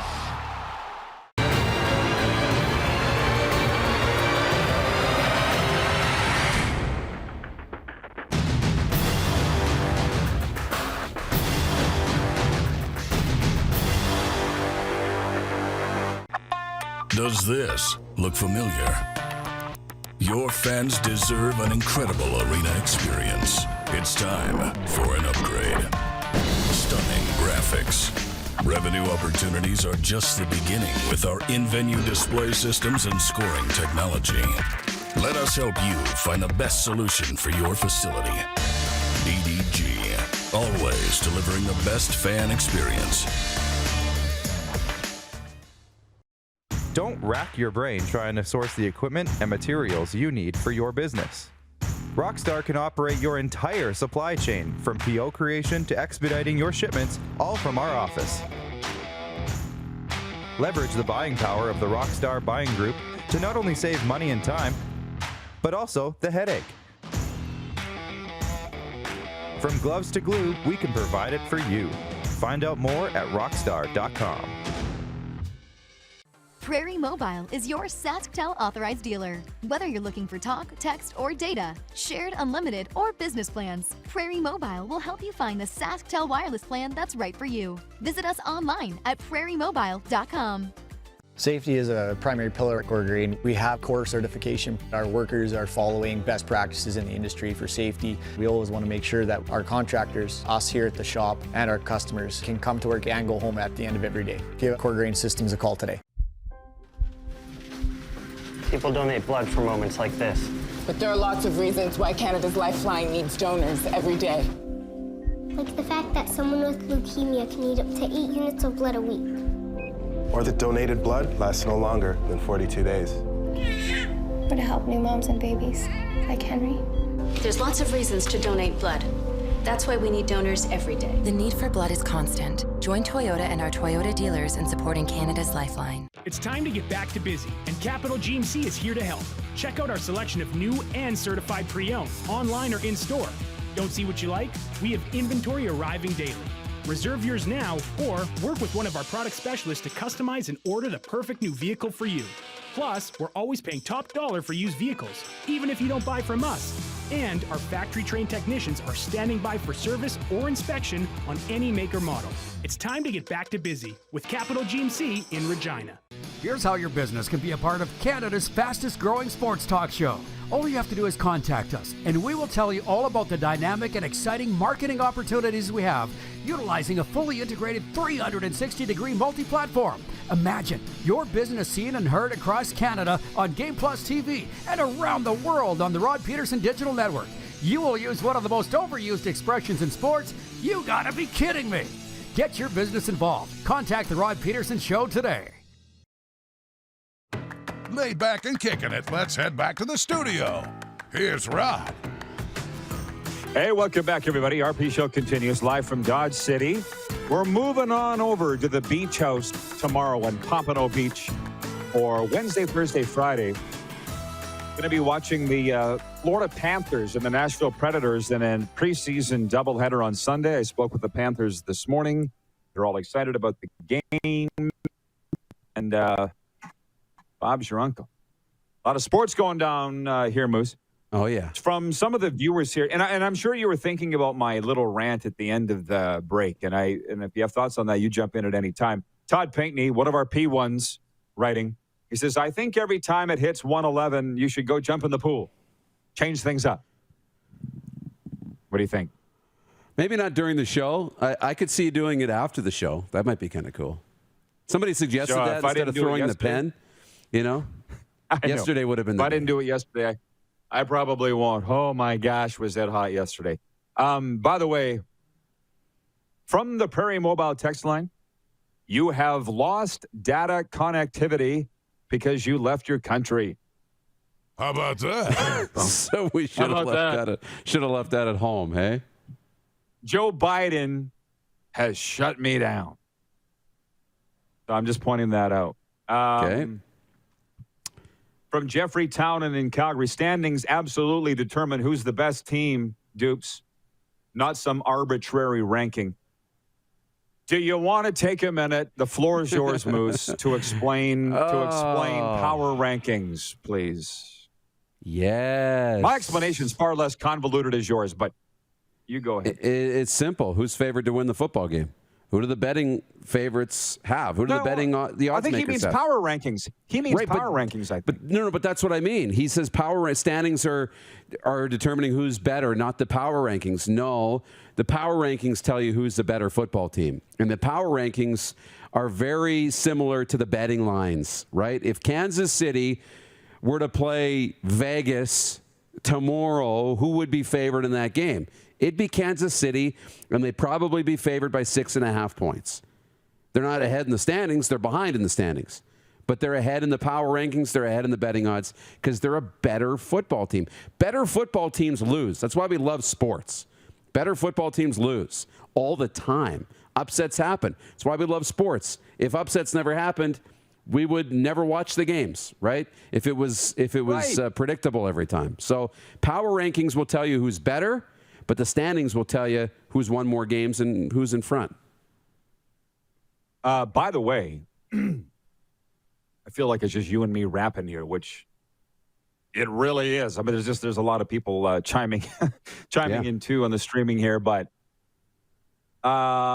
Leighton Janice watching on YouTube says the Coyotes aren't going to last the next 5 seasons. So there's that. They really are gravitating to the Coyotes thing. Maybe it's because it's the National Hockey League. I'm not sure.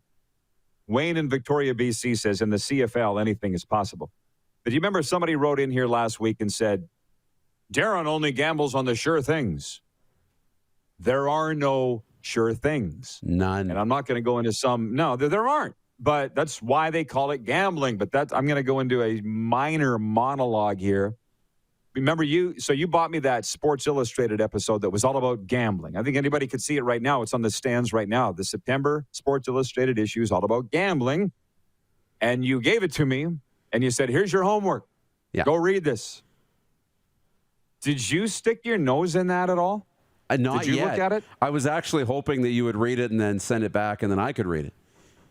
I still have it around here somewhere, but what I was hoping, and here's the thing for our viewers.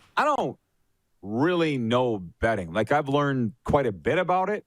But as I was telling the guys on Bet Regal way back in the day, 20 years ago when I started in the CFL, I was winning a lot betting because I had inside information. And I wasn't on the team payroll. But I stopped a couple of weeks in because I'm like, I don't want to Pete Rose myself here. And I never really did bet for like 20 years, other than playoff drafts and stuff, Stanley Cup playoff drafts. But so you handed me that because I don't know all the new lingo. Betting's come a long way in the last 20 years. Would you agree? There's a lot more things you can bet on, a lot more categories and so forth. Yeah. Don't bother reading the article. I mean, I can bring it home for you if you want from here in Dodge City, Florida. But all it got into was the history of betting. And two famous NFL players, Alex Karras and Paul Hornung, who were suspended 40, 50 years ago for betting back in the day. They talked about Tony Romo, and I think we all remember this. Do you remember when Tony Romo had his fantasy convention in Las Vegas shut down by the National Football League? It was only like 4 or 5 years ago, Darren. So, do you remember that, right? Oh, yeah. I'm sure you do.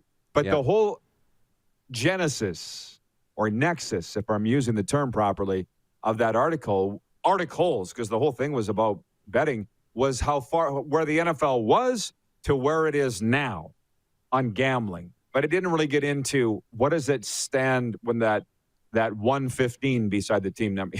You know what I mean? It didn't get into that. So we're still going to have those weekly Zoom calls with our Bet Regal friends to teach me betting. But I think I'm doing okay. You watched my video there on our Instagram story from the weekend, right? I had 2 out of 3 on my parlay. How did you do on your betting on the weekend? I did 2 or 3 straight up, but against the spread, I didn't do very well, and that's tough. I mean, that's sports betting. I mean, if I'm sitting here picking 100% winners, then I've hacked into something crazy. I mean, it's just not going to happen. You're going to pick 100% winners every week. Even the best odds makers in the business don't do that, and sports is unpredictable, but it's fun. And as long as you know that it's fun, and if you're playing, for real money, that you do it responsibly and you consider it entertainment, right? I mean, I put $5 on my Sports Select now. I'm not saying spend $5. You want to spend more, go ahead. But I'm really loving the play for free sports book, right? Where you can play for the Bet Regal points, because there's no real risk there. It's about trying to maximize the points. So I like that part of it because it's fun. It gives me a reason to watch the games, and especially when the game is not going the way I want it to, at least I can watch, well, can we cover the spread? Can we do these other things that will at least, make this fourth quarter somewhat entertaining? So I like it. Adds another element to it for me. I'm Googling cowbell sound effect, or I'm going to go buy one this afternoon because we have breaking news, Darren. Okay. I might actually be able to do this. Jim Hughson has announced his retirement. That's good. How about that? That's hey, good. Can I save that? Spicy. Let's do it again. Yeah. Breaking news. It says, you think you're the only one that can do that. That's good. Kevin Olenek, watching on YouTube, says, Hughson announced his retirement. I can only assume that that's Jim Hughson? Yes. Probably. My guess is maybe he was waiting until, we're close to the start of the 2021-22 season. And for our American viewers, of which I know there's a ton, this is the longtime voice of Hockey Night in Canada, longtime voice of the Vancouver Canucks. Jim Hughson announcing his retirement probably was like, if I can't travel for another year, I'm out. Because a lot of our broadcasters are saying, or be in the arenas, a lot of our broadcasters are saying that have come on that they are not able to travel. I guess Jamie Thomas said yesterday that he is from the Winnipeg Jets, but Brendan Batchelor last week from the Vancouver Canucks said he is not. And here's the sucky thing about our business that I'm getting over, Darren. Jim Hughson going to the Canadian, the Hockey Hall of Fame in Canada. There's no doubt, right? He's going to the Hockey Hall of Fame. But all of a sudden, people are going to go, who's the next one? Who would it be? I know. Chris Cuthbert. Who takes over for him? Chris Cuthbert becomes the number one guy now at Hockey Night in Canada. But, Jim Hughson's had a remarkable career. a career that, has spanned a long time. Hockey Night in Canada, TSN, Sportsnet. He's been an iconic voice in this game for the National Hockey League. He's voiced video games, Stanley Cups, great moments. I'm a Bob Cole guy, and I will be forever, and he'll always be my number one. But Jim Hughson, over the last number of years, has been easily the number one play-by-play voice in the game for me. I think he's got the mix of everything, the great deep voice. He knows when to pull out the moment, dramatic. He's so good, and I think he's going to be missed. I think it leaves them lacking that big number one powerful voice. Chris Cuthbert does a great job, and he is now number one, and he's an incredible voice for the National Hockey League. But it's tough. These iconic voices. Jim Hughson's an iconic voice. They don't come around very often. Bob Cole, Jim Hughson, those are the icons. So I think there's going to be a void. Who's going to be the next iconic voice? I don't know. We'll have to see. There's an opportunity for somebody. I smelled a poll question coming on. Yeah. Maybe tomorrow. We got 24 hours to come up with that. Today's poll question has to do with Monday Night Football and the Green Bay Packers. Who are the real Packers? And just a couple comments before we break and bring in Paul Hendrick. Henny tweets from Tacona Powley watching in Winnipeg says, Rod, why not some Dolphin cheerleaders in the background? Do you ever see cheerleaders in the background other than Sundays? Yeah, we're not doing that. People talking about the Coyotes moving to Quebec. That's not going to happen. From the Puck and Pigskin podcast, well, that sucks. Jim was definitely one of the best. Well, the guy's leaving with no regrets. Hall of Fame career, as I said. And Jeff in Winnipeg says, hello all. Glad this election stuff is over. Bring on hockey season. Couldn't agree more. And Henny Tweets will join us to talk about that. Our last remaining Canadian team on our coast-to-coast tour is the Toronto Maple Leafs. We'll cover that next. Lots of time to go here in hour two. Brought to you by Core Grain, doing what's right for your farm. You're watching the RP Show on the Game Plus Television Network, YouTube, and Facebook Live, and 24-hour sports radio at rodpeterson.com. Head to youtube.com/The Rod Peterson Show now. You gotta subscribe. Click the subscribe button for all the content you may have missed.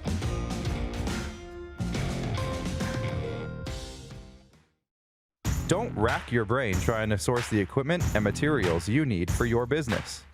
Rockstar can operate your entire supply chain, from PO creation to expediting your shipments, all from our office. Leverage the buying power of the Rockstar buying group to not only save money and time, but also the headache. From gloves to glue, we can provide it for you. Find out more at rockstar.com. Comfort has always been something we, as people, strive for. It means that the places we live and work, and that the people we care most about, are able to go about their lives, focusing on the things that matter. Our focus at FlameTech has remained the same for more than 20 years. Now more than ever, we need each other to support our local businesses. As an industry leader in combustion services, we are proud to attend to the needs of our communities and support the local economy. Bronco Plumbing, Heating, and Cooling. Experts in all residential and commercial plumbing services, and proudly serving Regina and area since 1978. Bronco Plumbing, Heating, and Cooling. We'll treat you right.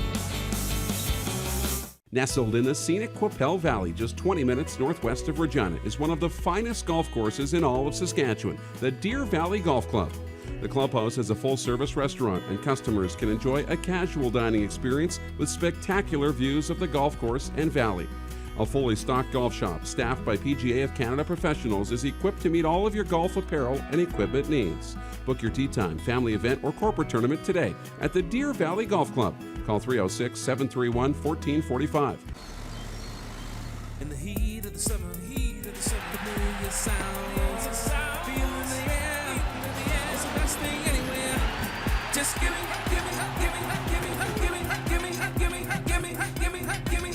back my game. 'Cause I live for the drama. I live for the emotion. No one can take me down. Bring me back my football. BetRegal.net, exclusive sports gaming partner of the CFL. Pedersen. smoky in the air, that's a lot of pine. Big time, big time, big time, big time.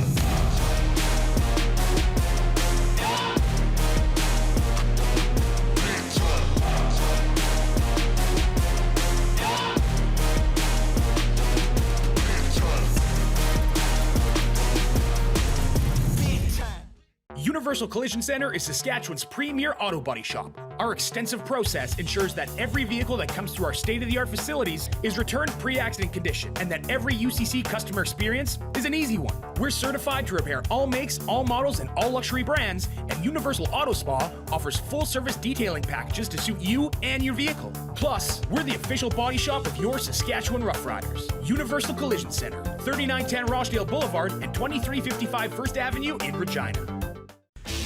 Hey, Rod Squad, now you can join the team with your very own RPShow gear. Head to rodpetersonshop.com and get yours today while supplies last. It's just like we wear on the show, official RPShow gear at rodpetersonshop.com. Oh, yeah, he's back. Time for more of the Rod Pedersen Show. Welcome back, everybody. RP Show continues from South Florida. Going to be down here a while. Can't wait to take in the Florida Panthers and Nashville Predators on Sunday in a preseason doubleheader at BB&T Center. Back up to Canada we go. Paul Hendrick joins us, the legendary Leafs insider from TSN, Leafs TV. Blue team, a big fan of life, people, and hockey. How you doing, Henny? Thanks, Rod. And that gig looks great, and there'll be plenty of good parking to be had when you go to that game in South Florida in Sunrise in the next few days. But they've got a good hockey club down there, and there's going to be plenty to cheer about. Nice building, great concessions, and a must if you're ever down that way. But I'm looking forward to this Leaf season, I'll tell you that. And it was an extremely disappointing spring. I mean, those guys, I hate to use the term choke because it's such a disrespectful description of what happened, and I'm not going to use that term. But I am going to say things tightened up, and there are great expectations that are certainly held by all of Leafs Nation with this hockey club that they've got. And the guys have to know that it's time to take that next step, make the playoffs, and win at least a round moving forward.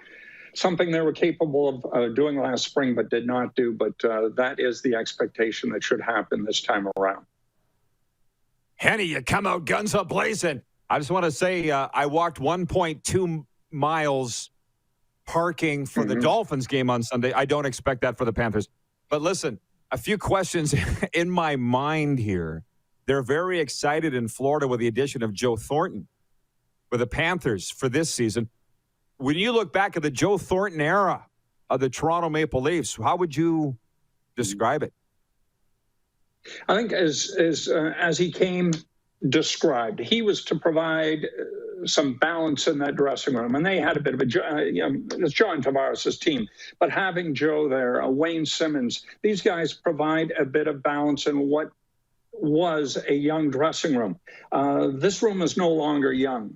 Mitch and company have all been there for 5+ years. William Nylander's going into his 7th year. So Joe brought that. But what we saw from Joe and what they're going to see in Florida on the ice, he's slow. He's not as quick as he once was, nor should he be. But he's going to provide a veteran presence on a team that is certainly capable of going to the next level. And I think he's going to help that in many ways, more so off the ice than on the ice. Still a very capable player, but in this very fast National Hockey League, Joe's days are numbered, and good for him for an opportunity to go to Florida. There isn't state tax down there. Financially, it made sense for him.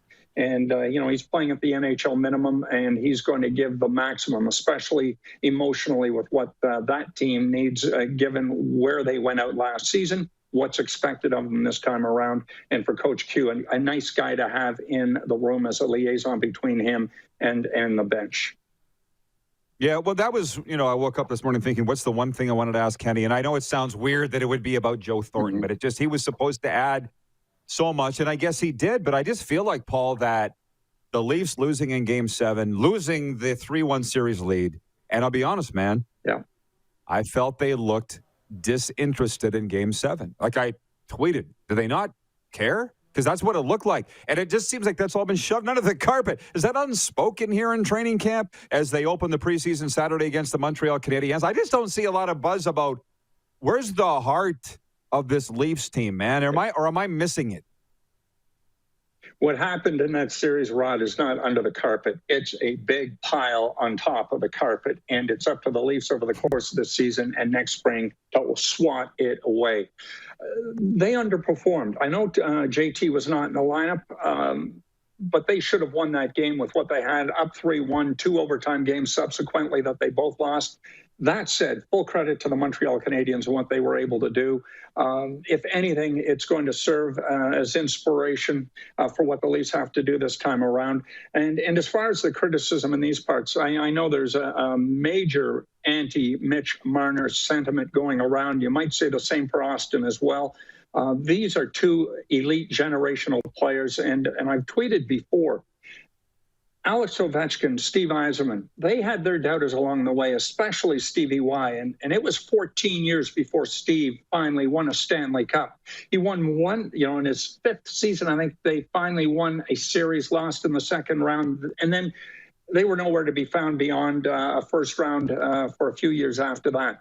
You've got to stick with what you've got. It is a very tough league in which to play. The expectations may be high in Toronto. Yes, they haven't won a Stanley Cup since 1967. That's not on Mitch. That's not on Austin. What they've been able to do the last few years is, and what they're capable of doing next spring is on them as well. I think they're going to be up to it. And it's just interesting with the economics of the NHL these days. You've got so many getting this amount of money, the rest getting this amount of money, and you've got to find somewhat of a decent middle class to help to get you moving forward, because beyond the top 4, salary-wise, there's Nick Ritchie, et cetera, but he's middle class. The rest of this Toronto team has got to be a talented group, all making 1.5 and below, in which to get things done. We'll see.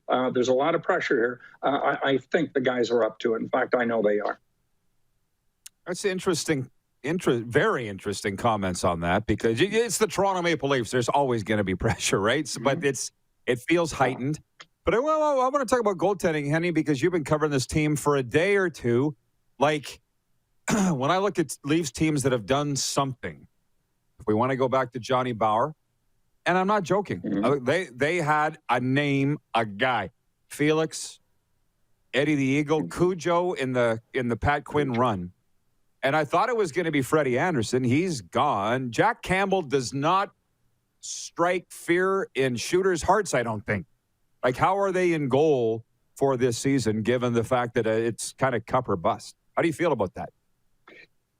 Well, right now, I think on paper, number one is Jack Campbell. But in reality, the guy who's coming in beside him and Peter Mrazek might be the true number one. I know they're both 29 years of age. They've both been a while longer, but Mrazek has been a starter a lot longer than Jack is. I think what's going to happen is you're going to get a platoon system where the two are going to complement each other the entire season long. And I think they're both up to it. And both contracts combined are about $5.5 million, which is where it would have cost them really to resign Frederik Andersen. So it's a question mark. The even bigger question mark is if one of those two guys gets hurt, Rod, who's the number 3 guy? They've got Ian Scott with the Marlies, Joseph Woll. Both those two are not ready to come up to the National Hockey League just yet.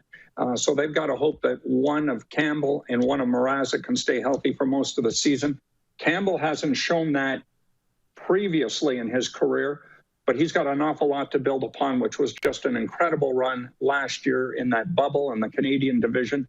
He's a confident guy. I only worry about him and how he beats himself up mentally over certain goals and allegedly letting his team down. He's got to stay cool, confident, and let the team psychologist work with him to make sure that he stays positive. But I think he complimenting Peter Mrazek, they've got a chance to go a long way. But the big question will be in front of them without a guy like Zach Bogosian and the toughness that he brought to the blue line, because they don't really have that prototypical tough guy in front of the net, just as to how adept the Leafs are going to be in front of those two goaltenders in terms of keeping the goals against down. They were much improved in that regard last year. I know it's a priority for Sheldon Keefe moving forward. I'm sure you haven't done a lot of interviews lately where the named Johnny Bowers come up, I wouldn't think. Have you, Henny? I appreciate the goaltending analysis, by the way. As a goalie, but you're right. And Turk Broda was Turk Broda was the other guy we didn't mention. But you're right. You can name them all in one hand. And Toronto doesn't have that this year. They've got goaltenders by committee. And technically you could say two backups. But in this day and age, it's hard to find a number one. And they hope they've drafted one, or at least two in either Scott or Wool. But that's not to be found out for a couple of years just yet. Couple of rapid fires. Is the Atlantic Division the toughest division in the National Hockey League? I think it is. I really think it is. And you think about the race to get to that top three. I don't know what the window is for Tampa, but if it's narrowing slowly. You know what the Boston Bruins are going to bring. They are a tough hockey club, although their window is narrowing. And I think there's a chance here for Toronto to sort of learn from the previous disappointments and maybe compete with Boston on a long-term basis and perhaps even edge them in for that second spot. I don't think there's any doubt that this is Tampa's division to lose. The other team is Florida that we've talked about, and we'll go from there. Ottawa's up and coming, but they're still young in their development. Buffalo's not even close yet. And so I think at least with those elite three teams, and I include Toronto in that group, it's as tough as you're going to get, especially when you've got to play each other, 4 to 6 times a season. Yeah, and I guess my last one when I said rapid fire was I saw you and was Sean Simpson in Ottawa kind of going back and forth in a good way on Twitter about the Sens. What do you expect out of the Sens? Just to look up the road, they're going to be better, but they're not going to challenge the Leafs for points, are they? Not yet. They're 2 to 3 years away from where Toronto is now. And what I'm finding interesting is all the talk about, do they get Tkachuk signed on time? We know what happened to Willie Nylander. He didn't get signed till, halfway into the season. Took him a full year to regroup. But I'm hoping for Ottawa's sake that they can get this thing done sooner than longer, whether it be a bridge or not, because he's the heart and soul of that hockey club. But, they've been through it with Austin. They've been through it with Mitch. Ottawa is still developing and is approaching this. And we'll see whether they've got an owner who's going to be willing to ante up to pay these guys what NHL economics say they have to be paid. Otherwise, Ottawa's just going to be treading water and not able to get to where Toronto is. Toronto's in a position to compete for a Stanley Cup.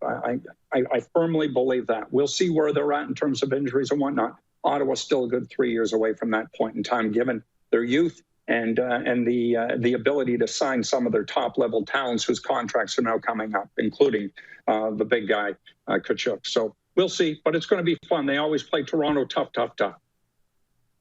Yeah, no kidding. Well, it's not too far away, right around the corner, Habs and Leafs on Saturday. Henny, always appreciate the time. It's been a fantastic preview. Glad to see you still on the beat, my man. Let's do it again soon. Thanks, Rod. Enjoy your time in South Florida. It's a little better than South Regina right now. Thank you, buddy. You got that right. The good man, Paul Hendrick, joining us from Henny Tweets. Joining us here on episode number 575 of the RP Show, Canada's daytime sports talk show, ironically coming to you from South Florida. Moose will join us next for overtime. We're already into the last segment. You're watching on Game Plus TV, YouTube and Facebook Live, and 24-hour sports radio at rodpeterson.com.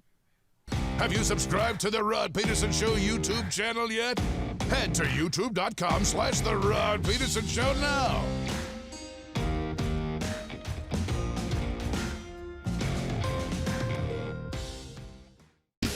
HSBC Canada Sevens is coming to Edmonton for a legendary weekend on and off the field. Commonwealth Stadium, September 25th and 26th. Get your tickets now at canadasevens.com. Comfort has always been something we as people strive for. It means that the places we live and work, and that the people we care most about, are able to go about their lives focusing on the things that matter. Our focus at FlameTech has remained the same for more than 20 years. Now more than ever, we need each other to support our local businesses. As an industry leader in combustion services, we are proud to attend to the needs of our communities and support the local economy.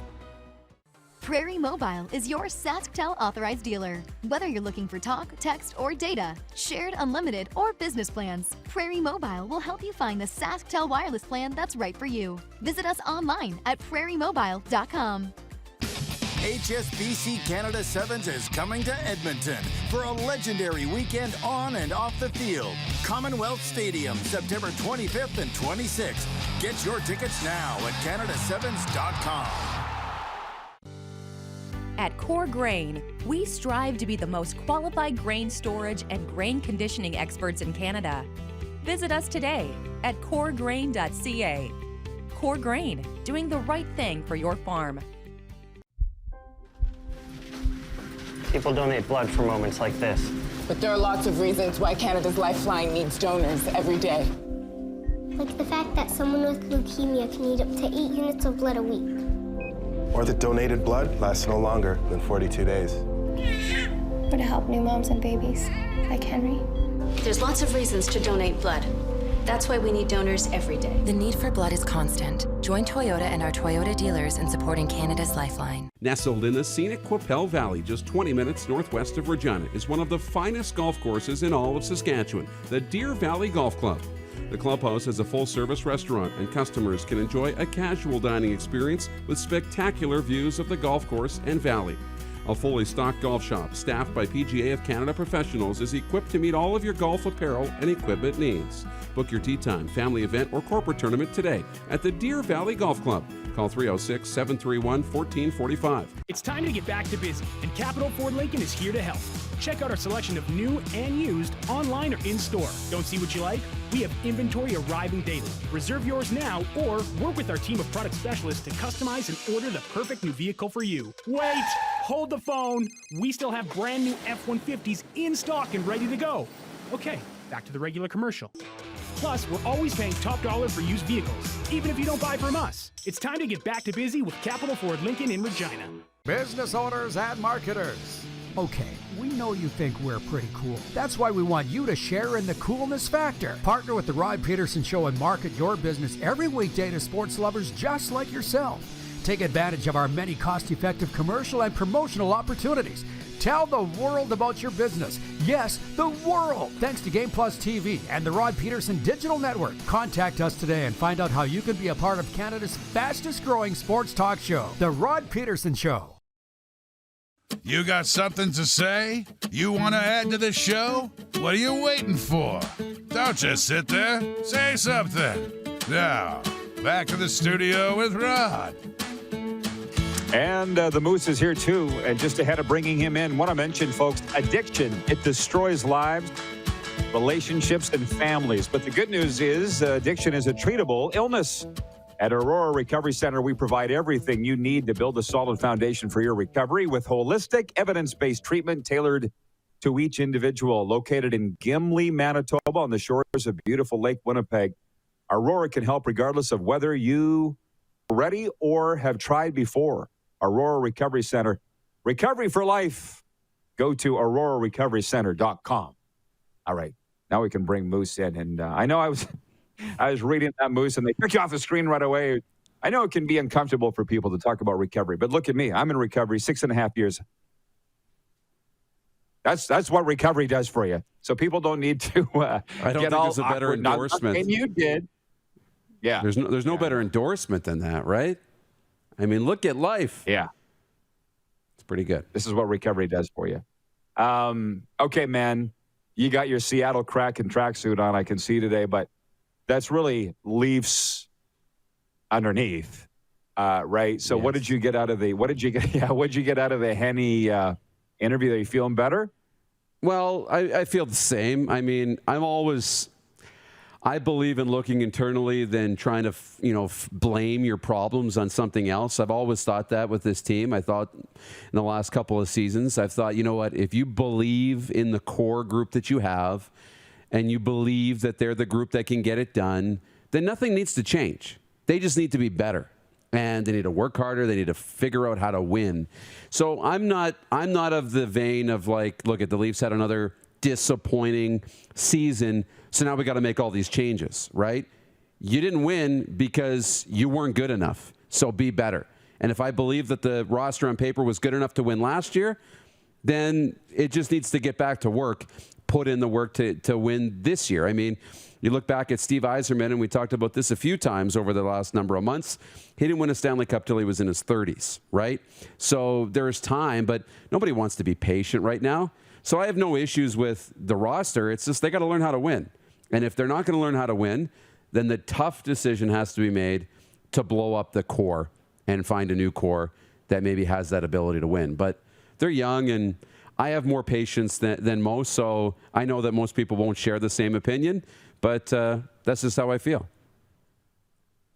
What does Dan Patrick do? Isn't it not at the end of his show, he's like, what did we learn today? Right. And I know an hour ago I had John, I said, what did you learn in this hour? Well, I'm going back, and I apologize to all of our viewers that were writing in during the Paul Hendrick interview. I had so many questions about the Leafs for Henny. I didn't really get to theirs. Brady in Muskoka, Ontario says, what's the best signing for the Leafs this season? Just real quickly, how would you answer that, Darren? Who's the best signing for the Leafs? Probably goaltending. You know, they really overhauled the goaltenders. Mrazek? Yeah, probably Mrazek, just because if Freddie wasn't the guy, great. I think Jack Campbell will be okay, but probably the goaltending for me. Say that again, Clark. Gotcha. Thank you. Sorry. Well, I'm going through what we learned today. 2 hours barely cuts it, Moose. I have my notepad right in front of me here. My NHL top 5, mine was Tampa Bay, Vegas, Colorado, the Islanders, and then a question mark for the 5th. And after talking to Bob Stauffer, it might be the Edmonton Oilers. I mean, I know, right? Shocking that the Oilers color guy would pick the Oilers to be first place in the Pacific Division. Tell him what he's won, Bob. Are they the 5th best team in the... Well, even he said 7th or 8th. Yeah, probably 7th or 8th. Who are your top 5 in the National... Again, who's your top 5 in the National Hockey League? Because of the roster, I mean, Toronto's there or close. They're 5 or 6 for me. I like Florida a lot. I'm really high on Florida. Boston probably belongs in that conversation too. So that's where I would sit. Those would be my teams that would be on the fringe there. But you nailed it. I mean, Colorado for me is ahead of Vegas probably. Vegas probably 3rd. But they're perennially, a powerhouse right now. But I think you got the top, 3-4 teams locked in pretty good. I think Toronto's slightly ahead of Edmonton. I do. But I think Edmonton's probably close. They're just not quite deep enough. And then I really like Florida. I really like Florida. So they're in my top 5. We also learned today that this could be the first year that both Edmonton and Calgary missed the playoffs in one CFL year. First time in history. So I feel like we covered a lot of ground. Tomorrow we'll be live from the Beach House. Moose, we'll see you there. See you there. And to everybody else, see you at noon Eastern here on Game Plus. Now I'm the whore and the pimp. That's where the money is.